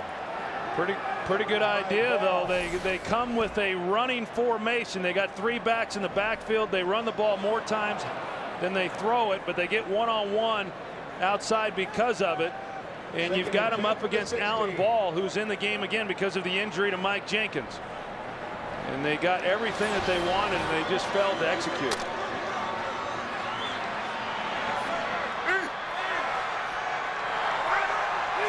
Now it's Ball and Jones to the near side of the field on 2nd and 10. First time in the red zone for Green Bay in this game. Over the middle, pass broken up. Penalty flag as Donald Driver was interfered with by Skandrick. I'll tell you, Skandrick has been on Donald Driver when he's been in the slot throughout this game, most of the time in man-to-man coverage. Pass interference, defense number 32. Automatic first down. And there's been a lot of contact throughout the game. You see a little pivot route there.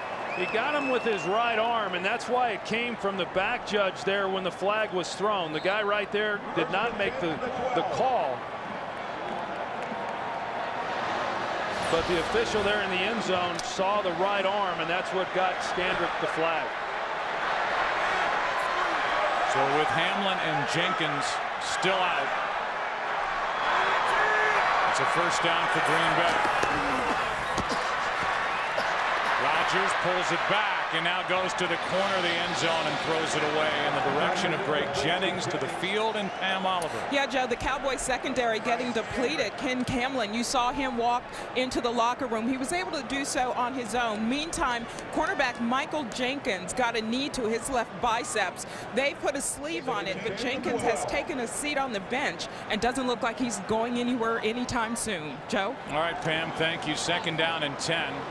Alan Ball even limped off a moment ago.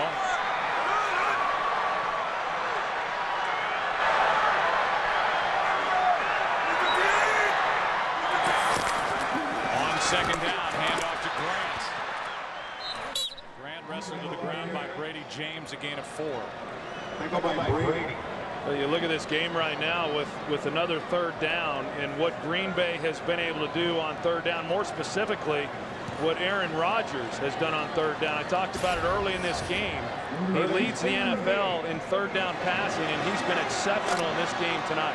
Talk about a red-hot Dallas offense. Green Bay's kept the ball away from Dallas, doubling up in time of possession. It's 3rd down and 6. Alan Ball back on the field for the Cowboys. Rodgers, Jordy Nelson fighting, and they're going to mark him short of the end zone. It's enough for a first down, and it'll be 1st and goal from the 1 as Skandrick hung on for the tackle. Just the extra effort there by Jordy Nelson, and you see Skandrick, and probably a good call. We'll get an idea as to where the ball was when his knee went to the ground. You know, at first blush, I thought that he got it into the end zone, but you're able to slow this thing down a little bit, and I think that was a good call by the official, marking it where they did. But it's 1st and goal as it stands right now from the 1, and Mike McCarthy is going to challenge the call. No doubt on the lunge, he breaks the plane, but it looked like the right knee was down. It just depends on if we have a shot that will give. Green Bay is challenging the ruling on the field. The runner down by contact short of the goal line. Well, here's a much better look at it as to where the ball was when the knee goes down and he's not in. And I got to tell you, I don't understand what McCarthy saw, what look he saw to warrant a challenge and cost himself a timeout. We'll get the call when we come back.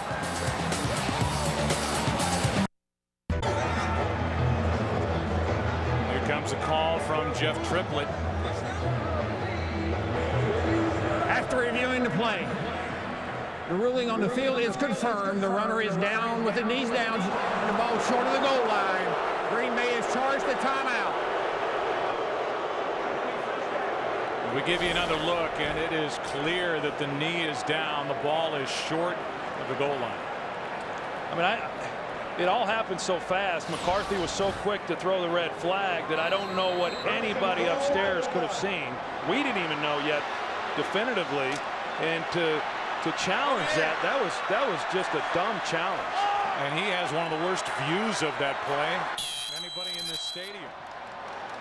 And now a timeout is taken by Dallas. Brady James is hot. You just had an entire timeout while there was Triplett under the hood, and now Dallas is left with only one timeout in this second half, and Green Bay, because of the missed challenge, they're out of challenges the rest of this game. Well, yeah, I mean, I don't understand the challenge, and then for Dallas to have to call a timeout after all that time had elapsed. I mean, no wonder Brady James is upset. I mean, I don't know what's going on over there on their sidelines either to have that happen, but just not a real good challenge by Mike McCarthy, because you get into a game like this, it's going to be close, and you're going to probably need every timeout you can get, and just waste one for no reason didn't make a lot of sense. So they have first and goal from the 1, already leading by 3. Rodgers keeps it. Penalty flag on the play. No signal, and now they say touchdown, but there is a flag on the play. It's an offside against Dallas. The touchdown will stand.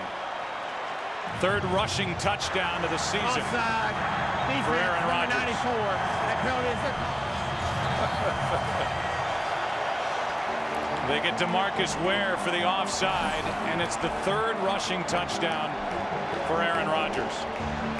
Pretty good surge there in the middle by that offensive line. And Rodgers is able to get in behind it. I like that Lambeau leap, though. And then backward over the goal line, and now the extra point to make it 10-0. Aaron Rodgers with his leap. And the reaction from Wade Phillips, whose Cowboys are down by 10.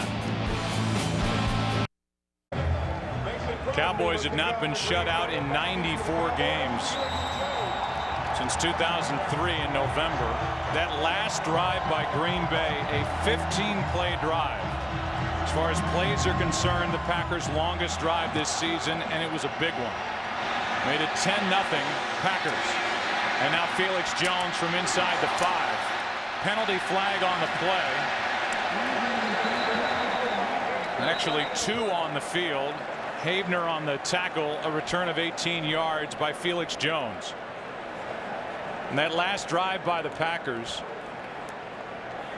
We'll get the call first from Jeff Triplett. during the return. Illegal block in the back. Number 98, return team. Half the distance to the goal. First down. It's Curtis Johnson who is guilty of the block in the back.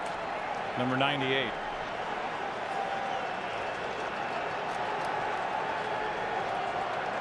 So they called the penalty on that block, and it moves the ball back to the 8. Packers, when they last had it, had 3 big third down conversions for that 15-play drive and a 10-0 lead.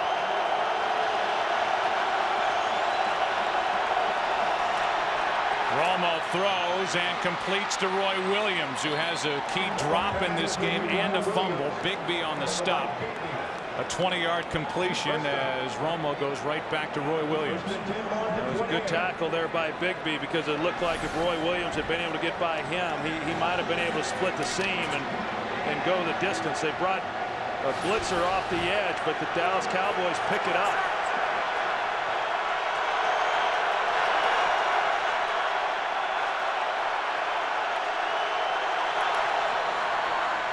Handoff is to Felix Jones over the right side, and the rookie Brad Jones on the tackle, a gain of 4.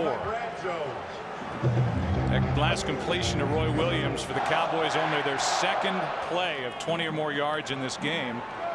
The other was the 41-yard catch and then fumble by Roy Williams. The first half, and 2nd and 6. When you look at the difference right there, it's remarkable that Green Bay is just leading by 10 points. I mean, absolutely dominating the time of possession, and that's largely because Dallas has failed to convert on a 3rd down. So far, Miles Austin has been held without a catch. Jason Witten made the first catch of the day for Dallas, nothing since. Romo is sacked, ball comes out. Felix Jones could not pull it in, and now it's Clay Matthews with the football in his hands, out of bounds at the 3. Woodson knocked it away. Now they come to Romo's backside. Charles Woodson off the slot. Couldn't tell if Romo expected to have protection, but here it is right here. And he would not, because they bring an extra defender, and there was no back to that side to give him help, and Romo just doesn't see it.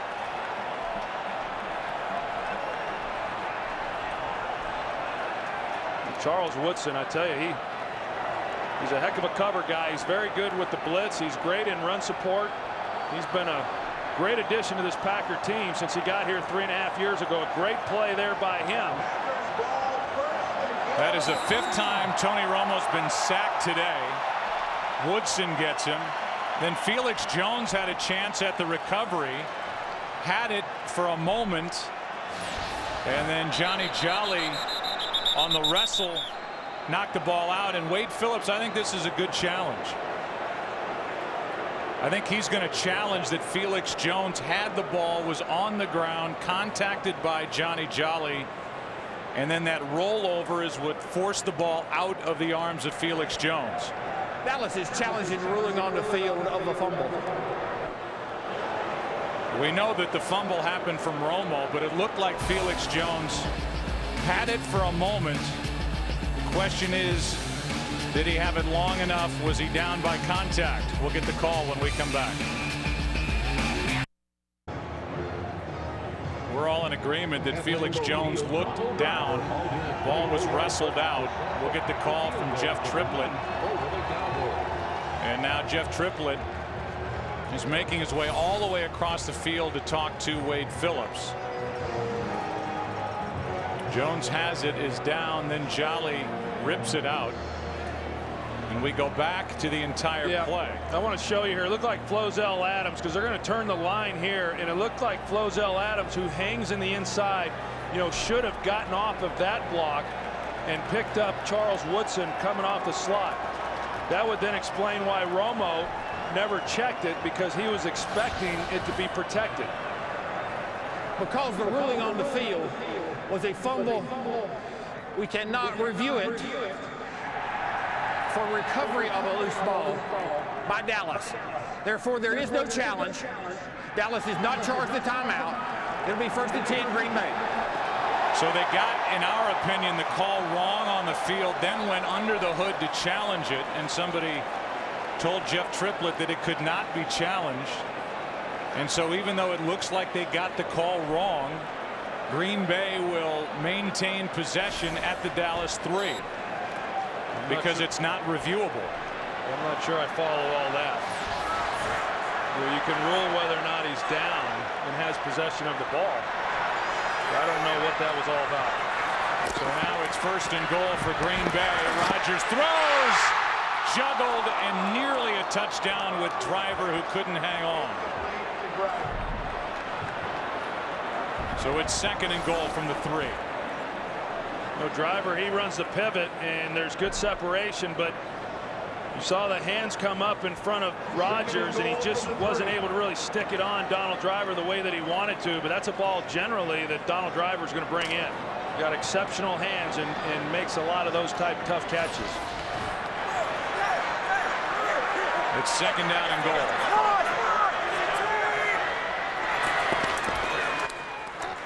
Handoff is to Ryan Grant. Takes it to the 2. It'll be 3rd and goal. Dallas defense trying to keep Green Bay out of the end zone. As Dallas trails 10-0, riding their 4-game winning streak, but in big trouble here at Lambeau Field this evening. Well, this is a significant play right here. I mean, you're talking about a touchdown, which would make it a 3-possession game, or settling for a field goal, which keeps it a 2-possession game.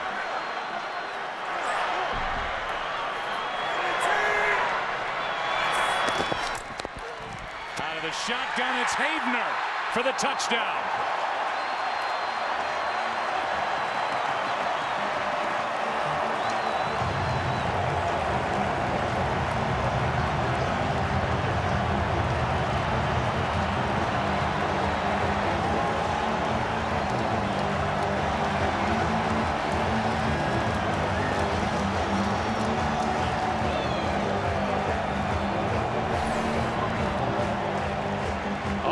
Does is come off like he's expecting the fade, and then Aaron Rodgers throws it to his back shoulder, and Havener reacts to it. I'll tell you, Havener, who was a practice squad player up until a couple of weeks ago, he's done a lot here in a short period of time. And he has his 4th touchdown of the season. The first-year player out of UCLA. They called it a must-win game for the Packers coming in. So far, so good. Up 17-0.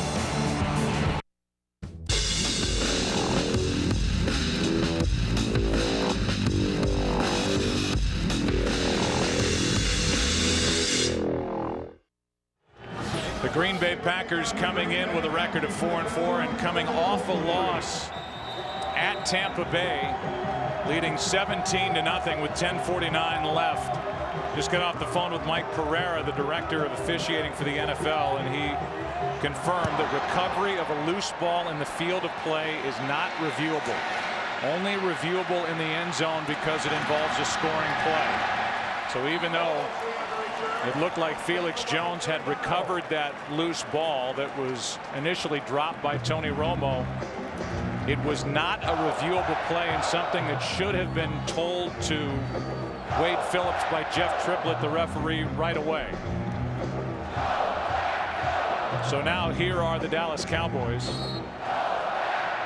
with a record of 6-2, leading the NFC East. Down 17-0 with 10:44 left and only 1 timeout remaining. They've had 9 possessions, have 126 yards of offense. That's all. Romo's been sacked 5 times. Marion Barber gets up. Will still lose yardage on the play. And the Dallas Cowboys have only 6 first downs this entire game. A loss of 5 by Barber on that play. Yeah, I don't know that you can say enough of the job that Dom Capers and this defense has done for Green Bay. I mean, I mentioned it. Dallas came into this game averaging over 400 yards a game, and they've done a heck of a job short-handed. I mean, Aaron Campman is down. Brady Papinga, who would have come in and taken his spot, is down short-handed and have played very, very well. Pass is complete to Witten. That's his first catch since the first ball thrown his way early in the first quarter. That's a gain of 7. Game break. Here's Kurt Menefee. The Eagles keep inching closer in San Diego. Donovan McNabb hooking up with Brent Selleck for the touchdown. McNabb 33 of 50, 418 yards, 2 touchdowns. And with 7 minutes to go, it's still a 5-point San Diego lead, but the Eagles getting closer. Joe, Troy, and Pam. All right, Kurt, thank you. And while we went for the game break, Flozell Adams just limped off the field. So Corey Proctor has to come into the game. The Cowboys are left with no backup offensive lineman now, as they face 3rd down and 8, 0 for 7 on 3rd downs in this game. It looks like Leonard Davis made the switch then to left tackle.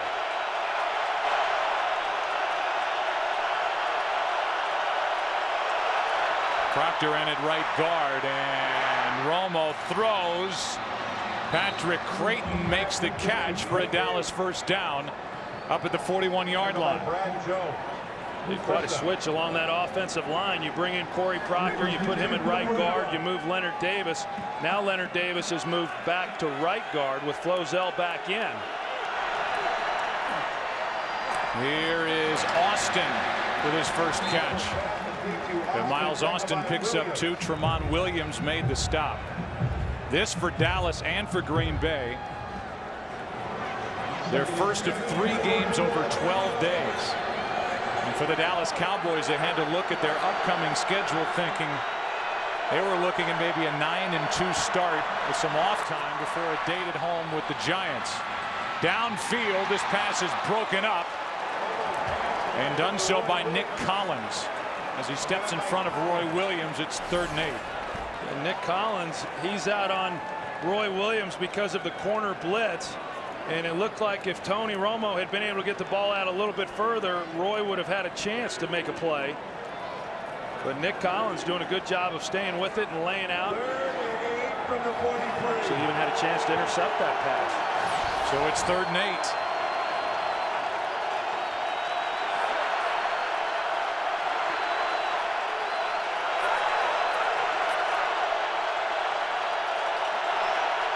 Blitz coming from the Packers. Cowboys pick it up, and Romo throws over the middle. Austin, 1st down.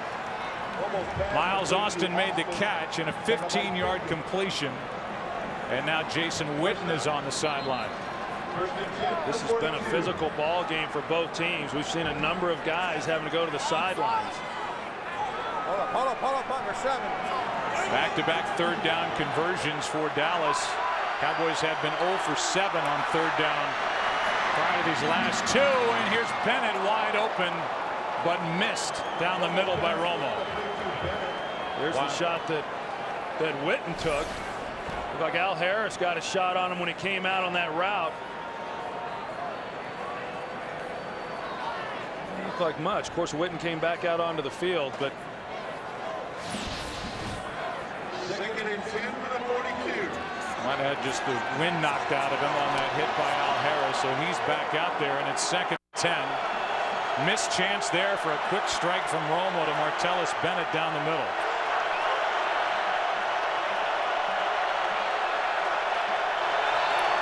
Another blitz from Green Bay.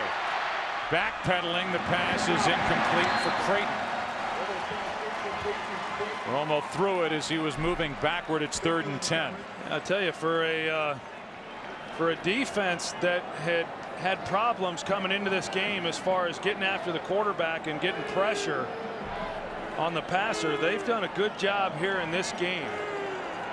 I mean, we've seen a number of times now with Romo. Of course, now they're in passing downs, and the Packers are able to just pin their ears back and come, but they've been able to get home a number of times and force Romo to get the ball out of his hands. 5 sacks in this game for Green Bay. Getting pressure without Aaron Campman in the lineup. Out with a concussion. That's tipped and incomplete. It's 4th down. Johnny Jolly, we've said his name plenty today. Got his hands up.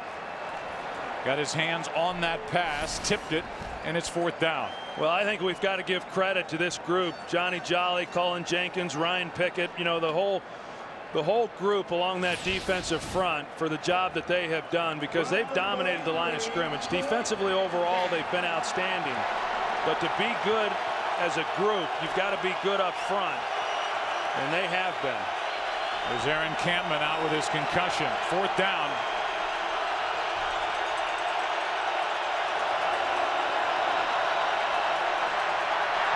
Romo steps up, throws, and it is caught by Creighton. What a catch.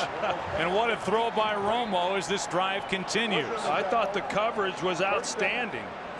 And for Patrick Creighton to come down with that ball, and like you said, Joe, the throw, pretty remarkable that Romo was able to fit that one in. 14-yard completion on 4th and 10. And now a challenge by Mike McCarthy.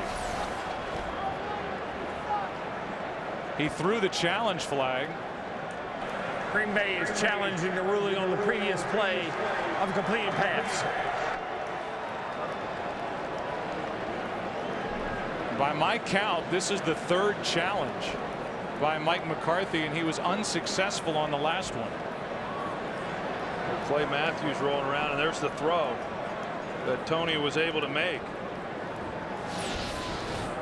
This is the third challenge by Mike McCarthy, and Jeff Triplett's under the hood, but they don't have a challenge. Well, someone needs to tell these officials, because I agree with you. I thought that he had exhausted his challenges and was shocked that he was throwing the red flag, and yet Triplett's under the hood checking it.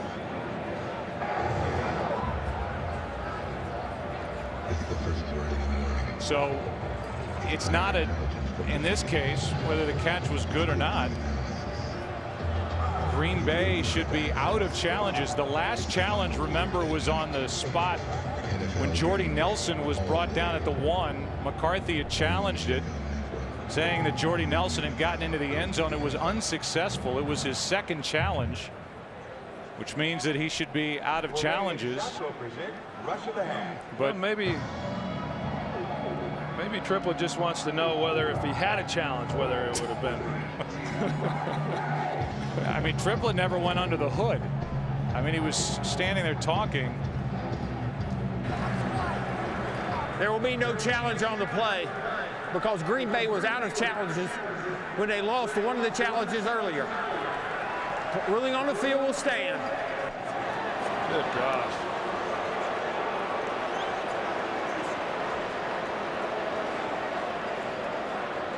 So that's twice now that Jeff Triplett has gone under the hood when he shouldn't have. Clock winds. Under 7.5 to go. First down, Dallas.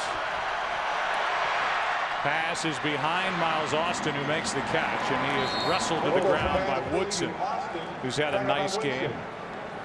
5-time Pro Bowler, including last year, a gain of 4.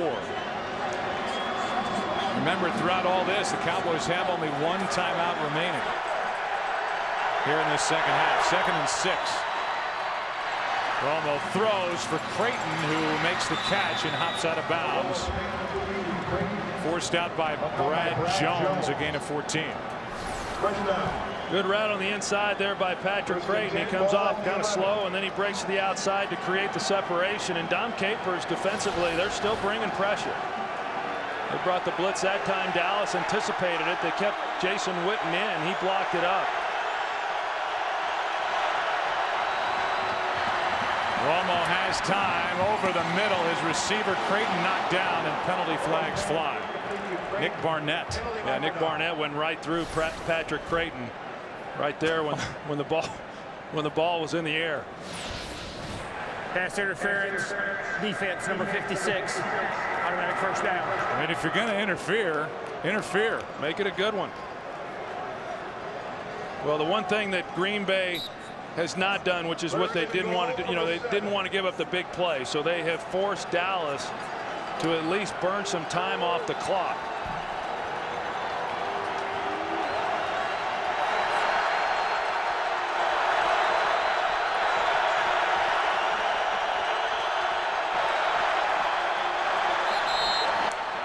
And now with the Packers calling for flags. Number 82 of the offense. 5-yard penalty. Still first down. They get Witten. Kind of a veteran move by Witten. You're going to see him. He jumped, and he knew he did. So rather than try to stop, he wanted to go in motion and disguise it as best he could. But it was a good job by the officials picking that up. Look at all these penalties. These are the top 2 most penalized teams in the NFL coming in, and they have lived up to the advanced billing. First and goal. Romo with all day underneath, hits Creighton, and Patrick Creighton is down inside the 5. Woodson on the tackle, a gain of 8. Second and goal from the 4. Over 6 to play.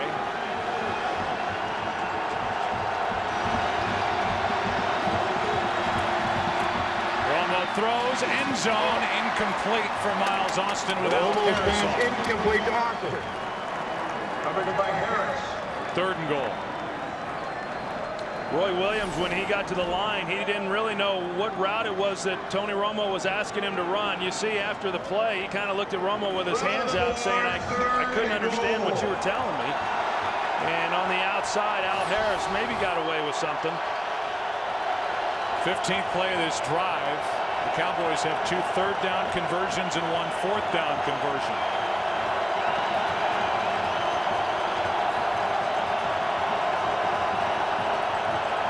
Third down and goal. Romo throws, and the pass broken up, but a flag is thrown as Tramon Williams was covering Roy Williams.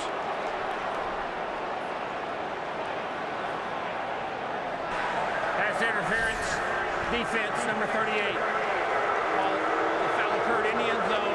It'll be first and goal at the 1. On the back end of that, Romo just gets it out of his hands before Clay Matthews comes off the edge and puts him to the ground again, and a good call. And Tramon Williams was actually in pretty good position to start out. If he had just held his ground and jumped inside a little bit harder, he would have been able to keep Roy Williams from finishing that route.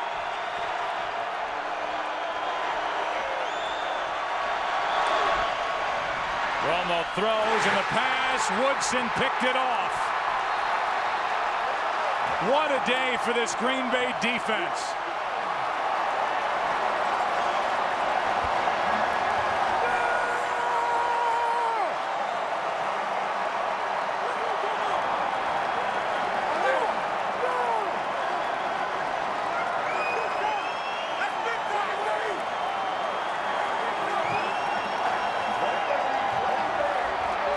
Joe, that's just a great play by a great player.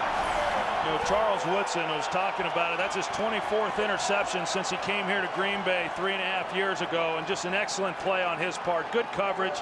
He's on Jason Witten, the ball a little bit behind, which allowed him then to lay out and make that play. But, you know, time after time since he's been here in Green Bay, before he got here, heck, I, along with a lot of other people, thought his career was about over, but it was just starting.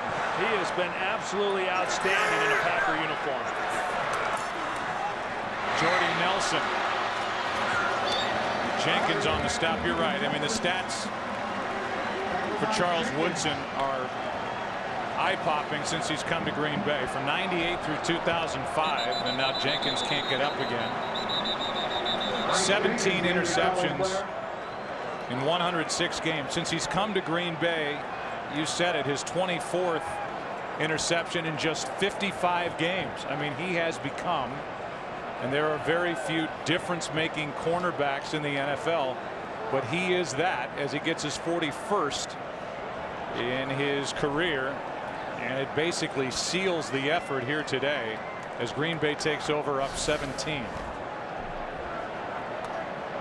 Well, here's another look at it, and the rollout with Romo, and just a heck of a play. I mean, you say, yeah, his 41st interception, but his 24th in just the short time that he's been here in Green Bay. And I know when it ended for him there in Oakland, you know, he was winding down, and you just thought, well, you know, injuries and things had occurred. You thought he was kind of done. And I mean, he is a heck of a player. He plays inside in the nickel packages. He plays outside. He's a great man cover guy. But the thing I'm most impressed about when I watch Charles Woodson is he will actively go look to get involved in the run game and tackle running backs, and you don't see a lot of that from great cover corners like he is.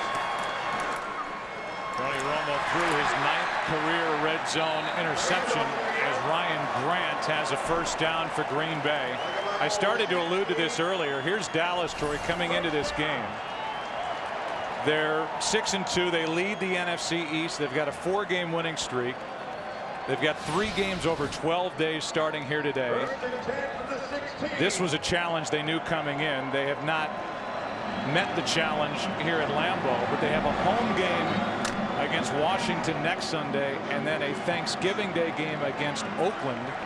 So they were thinking, well, we have a shot to be 9-2 as we look ahead with extra time off before the Giants game first weekend in December as Ryan Grant picks up 1.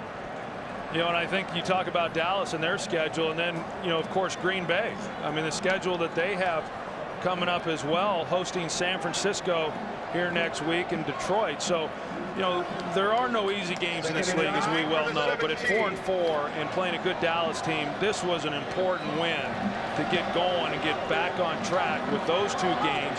It's not inconceivable now to think that they'll be 7-4 when they go in, or when they host anyway, Baltimore, which will be another tough game for them then. 2nd down and 9.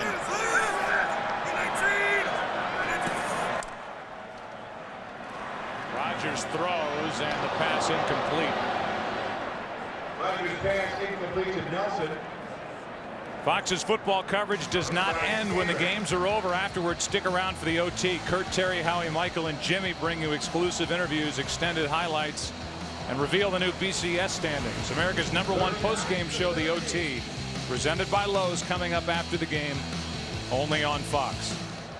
The overall picture in the NFC looks a lot better at the end of the day for the Green Bay Packers as well.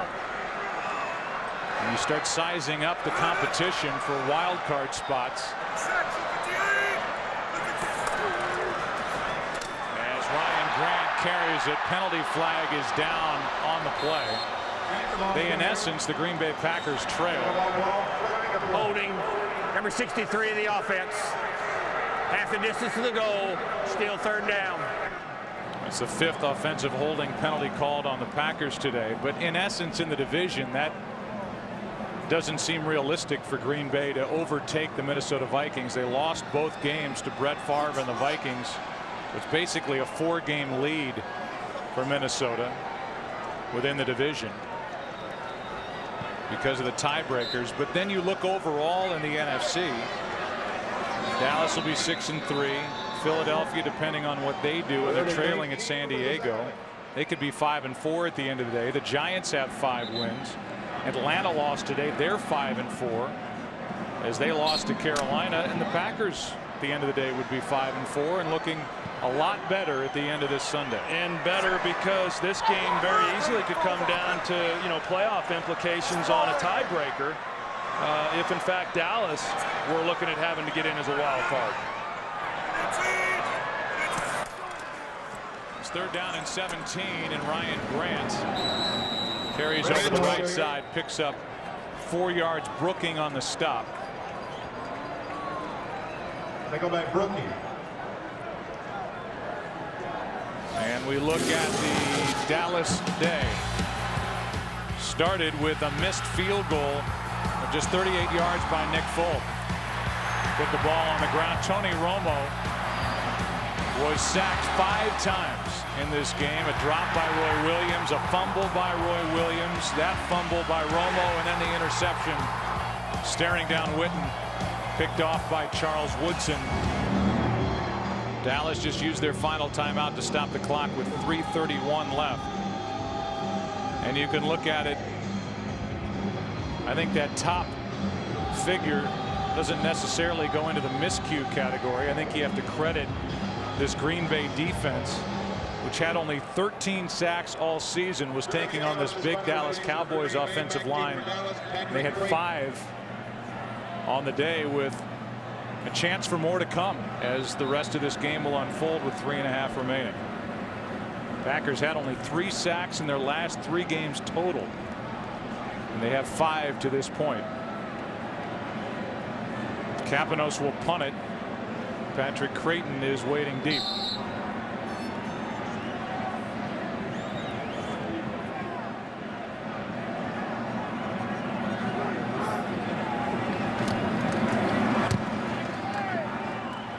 A knuckleball, and it takes a hop. Creighton with some room out in front of him, trying to make something happen. Penalty flags fly. There are 3 down on the field. This will be the 20th penalty of the day.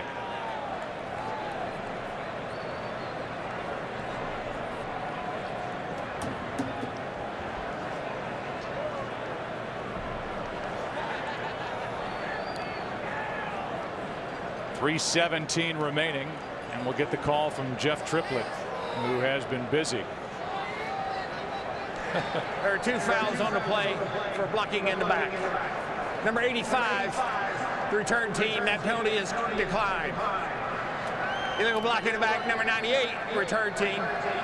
That penalty is accepted, 10 yards. First down.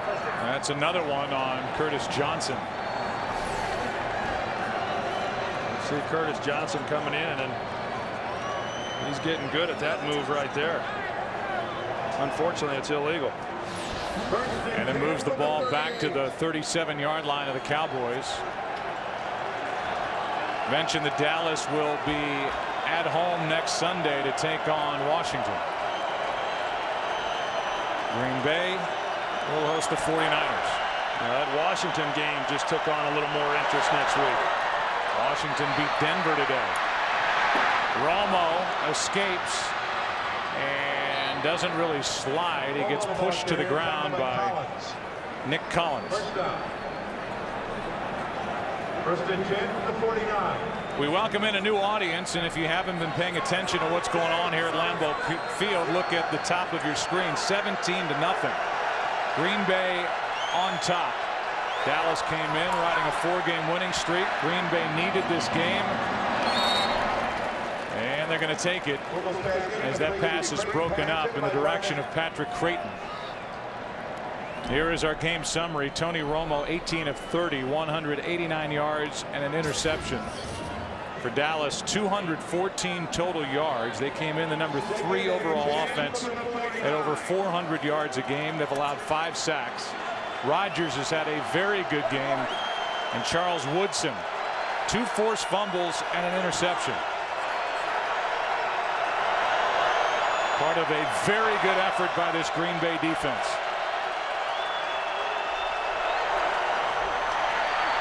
Barnett was coming, and that was almost picked off by Collins. Pass was behind Tashard Choice. Well, you can tell watching this right now, I mean, with this being a 3-possession game in favor of Green Bay, the last thing that these defensive players want, and the last thing that defensive coordinator Dom Capers wants, is a lot of yardage that is insignificant yardage. So, yeah, they could be playing soft and giving up some passes and all that, but I know that a shutout is awfully important to them and keeping them from picking up first downs, and they continue to bring secondary blitzes and linebackers throughout the last 2 and 3 series. Romo throws, and the pass is caught by Roy Williams for a first down. Al Harris was right there, and a 16-yard completion. Roy Williams will get on the team bus after this game, and I'm sure think more about his catch and fumble in the first half, and then a drop with his team down by 3 early in the second half on what could have been a big play from Tony Romo. Yeah, that was a huge fumble on his part because it completely changed momentum prior to the half. Remember, Green Bay recovered that and then went down and got a field goal of their own before the end of the first half. Romo throws, penalty flag on the play, and Romo ends up on the ground, hit as he let that pass go. Johnny Jolly popped him pretty good. He stepped right into that one. 68 of the offense, 10-yard penalty, still first down. That's on Doug Free, who's taken over for the starting right tackle Mark Colombo, who was lost in this game. Oh, yeah, those are the kind that hurt. I mean, I talk about it a lot that, you know, sometimes a hit looks like it hurts, but it really doesn't. But when you're moving like that, as Romo was, and then you've got a big guy like Jolly taking you back the other way immediately, that's pretty painful. And I was going to say it a few minutes ago that you kind of wonder just how long they keep Romo in doing this. I mean, I know they want to try to get some points, and if they're able to here, yes. But if nothing happens here, I've got to believe they're going to take them out of the game. Packers working on their second shutout of the season. They shut out the Lions on October 18th. Over the middle, there's Witten, who hasn't been much of a factor today. It's good for 10 yards. Clay Matthews on the stop. As we approach the 2-minute warning, Cowboys are out of timeouts. Second down for Dallas. It'll be another false start, another penalty. False start, number 76 of the offense. 5-yard penalty, still second down. We go back to the first half and we talk about the catch and fumble. This 41-yard completion to Roy Williams knocked out by Woodson and recovered by Clay Matthews. It's a scoreless game at that point. Here's Witten making the catch, and he hops out of bounds short of first down yardage. We're at the 2-minute warning. 1:58 left. Green Bay Packers 1:58 away from their 5th win of the year. Lost their starting right tackle Mark Colombo with a broken fibula, and we talked about the consistency along that offensive line for the Dallas Cowboys and how they were one of 6 teams to start the same 5 all year here in 2009. That'll change next week. In their home date against Washington, it's 3rd down and 1. 1:58 remaining. Pass to Austin. Short of a first down. It'll be 4th down. With 1:50 and counting. Jolly on the stop. Jeremy Thompson in there as well, and it's 4th down.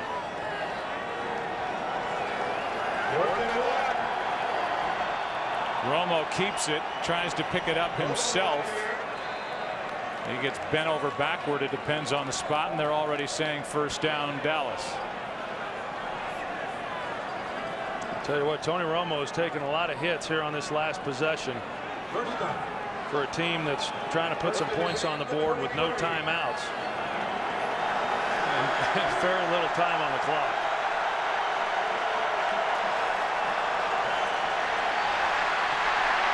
And Romo just throws it away. Marion Barber close enough. No grounding. Pressure by Clay Matthews. Let's go back to that 4th down carry by Tony Romo, who was bent over backward. You get it, you get a shot on a quarterback like that. You bend him over backwards, and you just try to keep him from picking up the first down. And a lot of things happen. Real easy to do something to your back in that type of situation. And I get it that everybody's competitive, and you never give up and all that, but they'd have to score here and get an onside kick, another touchdown, and get another onside kick, and do it all with no timeouts and really no time. Romo steps up, hits Witten over the middle, and he's down inside the 10. You have to go back to the Quincy Carter days. The last time the Dallas Cowboys were shut out. And now they're set up at 1st and goal from the 9, trying to at least avoid that. First time in 94 games. As Romo throws, Williams takes it away for the touchdown. Roy Williams in front of Tramon Williams, got his hands in front of Tramon and made the catch. There will be no shutout, and it's 17-6 with the extra point coming. That's a good throw by Tony Romo, and actually a good catch by Roy Williams. A ball thrown on the back shoulder up high. Roy Williams is a big receiver and a well-placed ball. Tramon Williams was in pretty good position, but because that ball was thrown behind, he was then able to make the play. And I'm surprised Dallas is here just kicking an extra point. I mean, why not go for 2 if you went to all that trouble to try to come away with a touchdown? Small consolation for Romo. So he's congratulated after the touchdown pass. By the way, for Roy Williams, that's his first 100-yard game in his last 25 games. So he had his biggest game catch-wise last Sunday night against Philadelphia with 5. Now he has a 100-yard day, his 3rd touchdown of the season. But he did have a key drop and a fumble in this game as well. Today's game being produced by Richie Zients, directed by Rich Russo. Technical producer is Joe Stevens. Technical director is Colby Bourgeois, and the audio mixer is Fred Aldis. Our thanks as always to Steve Horn, editorial consultant here in the booth. The associate directors is Greg Scopatoni and Jake Jolivet. Broadcast associates Rich Gross and Bentley Elliott. Studio show produced by Scott Ackerson, directed by Bob Levy. Highlights coordinator Janice Kazaza. Studio technical supervisor is Jack Simmons. Supervisor of the remote field operations is Jerry Steinberg. Who's left? The senior producer of Fox Sports, Bill Brown. The executive producers of Fox Sports are Ed Gorn and David Hill. And Joan Rivers once had a show on Fox. Anybody else? Here comes the onside kick. And it's recovered by Green Bay. That'll do it. No timeouts remaining. Nick Collins ends up with the football. And Troy, if we came on the air talking about a must-win for the Green Bay Packers, they just got it against a red-hot Dallas Cowboy team, and they outplayed them all day long. They sure did, and Mike McCarthy and that staff are to be commended for the job that they did in preparing this team this week. I know a week ago, difficult loss to Tampa Bay, and Mike McCarthy came out after that loss and said that maybe he had overworked the team in their preparations, and I've never heard that in all the years that I played and since. But he took the bullet for the team, and whatever it was that he did this week or whatever it was he did differently, he got them ready to play and win a big game, in a very important game. From the victory formation, Aaron Rodgers takes the lead. And two very good games individually. One by Charles Woodson, one by Aaron Rodgers, and Troy, for an offense that got together on Monday after that deflating loss at Tampa Bay and aired it out. Talked to Mike McCarthy, the head coach. He said we needed it. I took responsibility. Aaron Rodgers took responsibility for holding on to the ball at times too long. The offensive line not blocking well enough. Receivers not doing enough. They all let each other have it, and it seems to have paid off here today. We are going to come back and wrap up our day here at Lambeau, and then we will have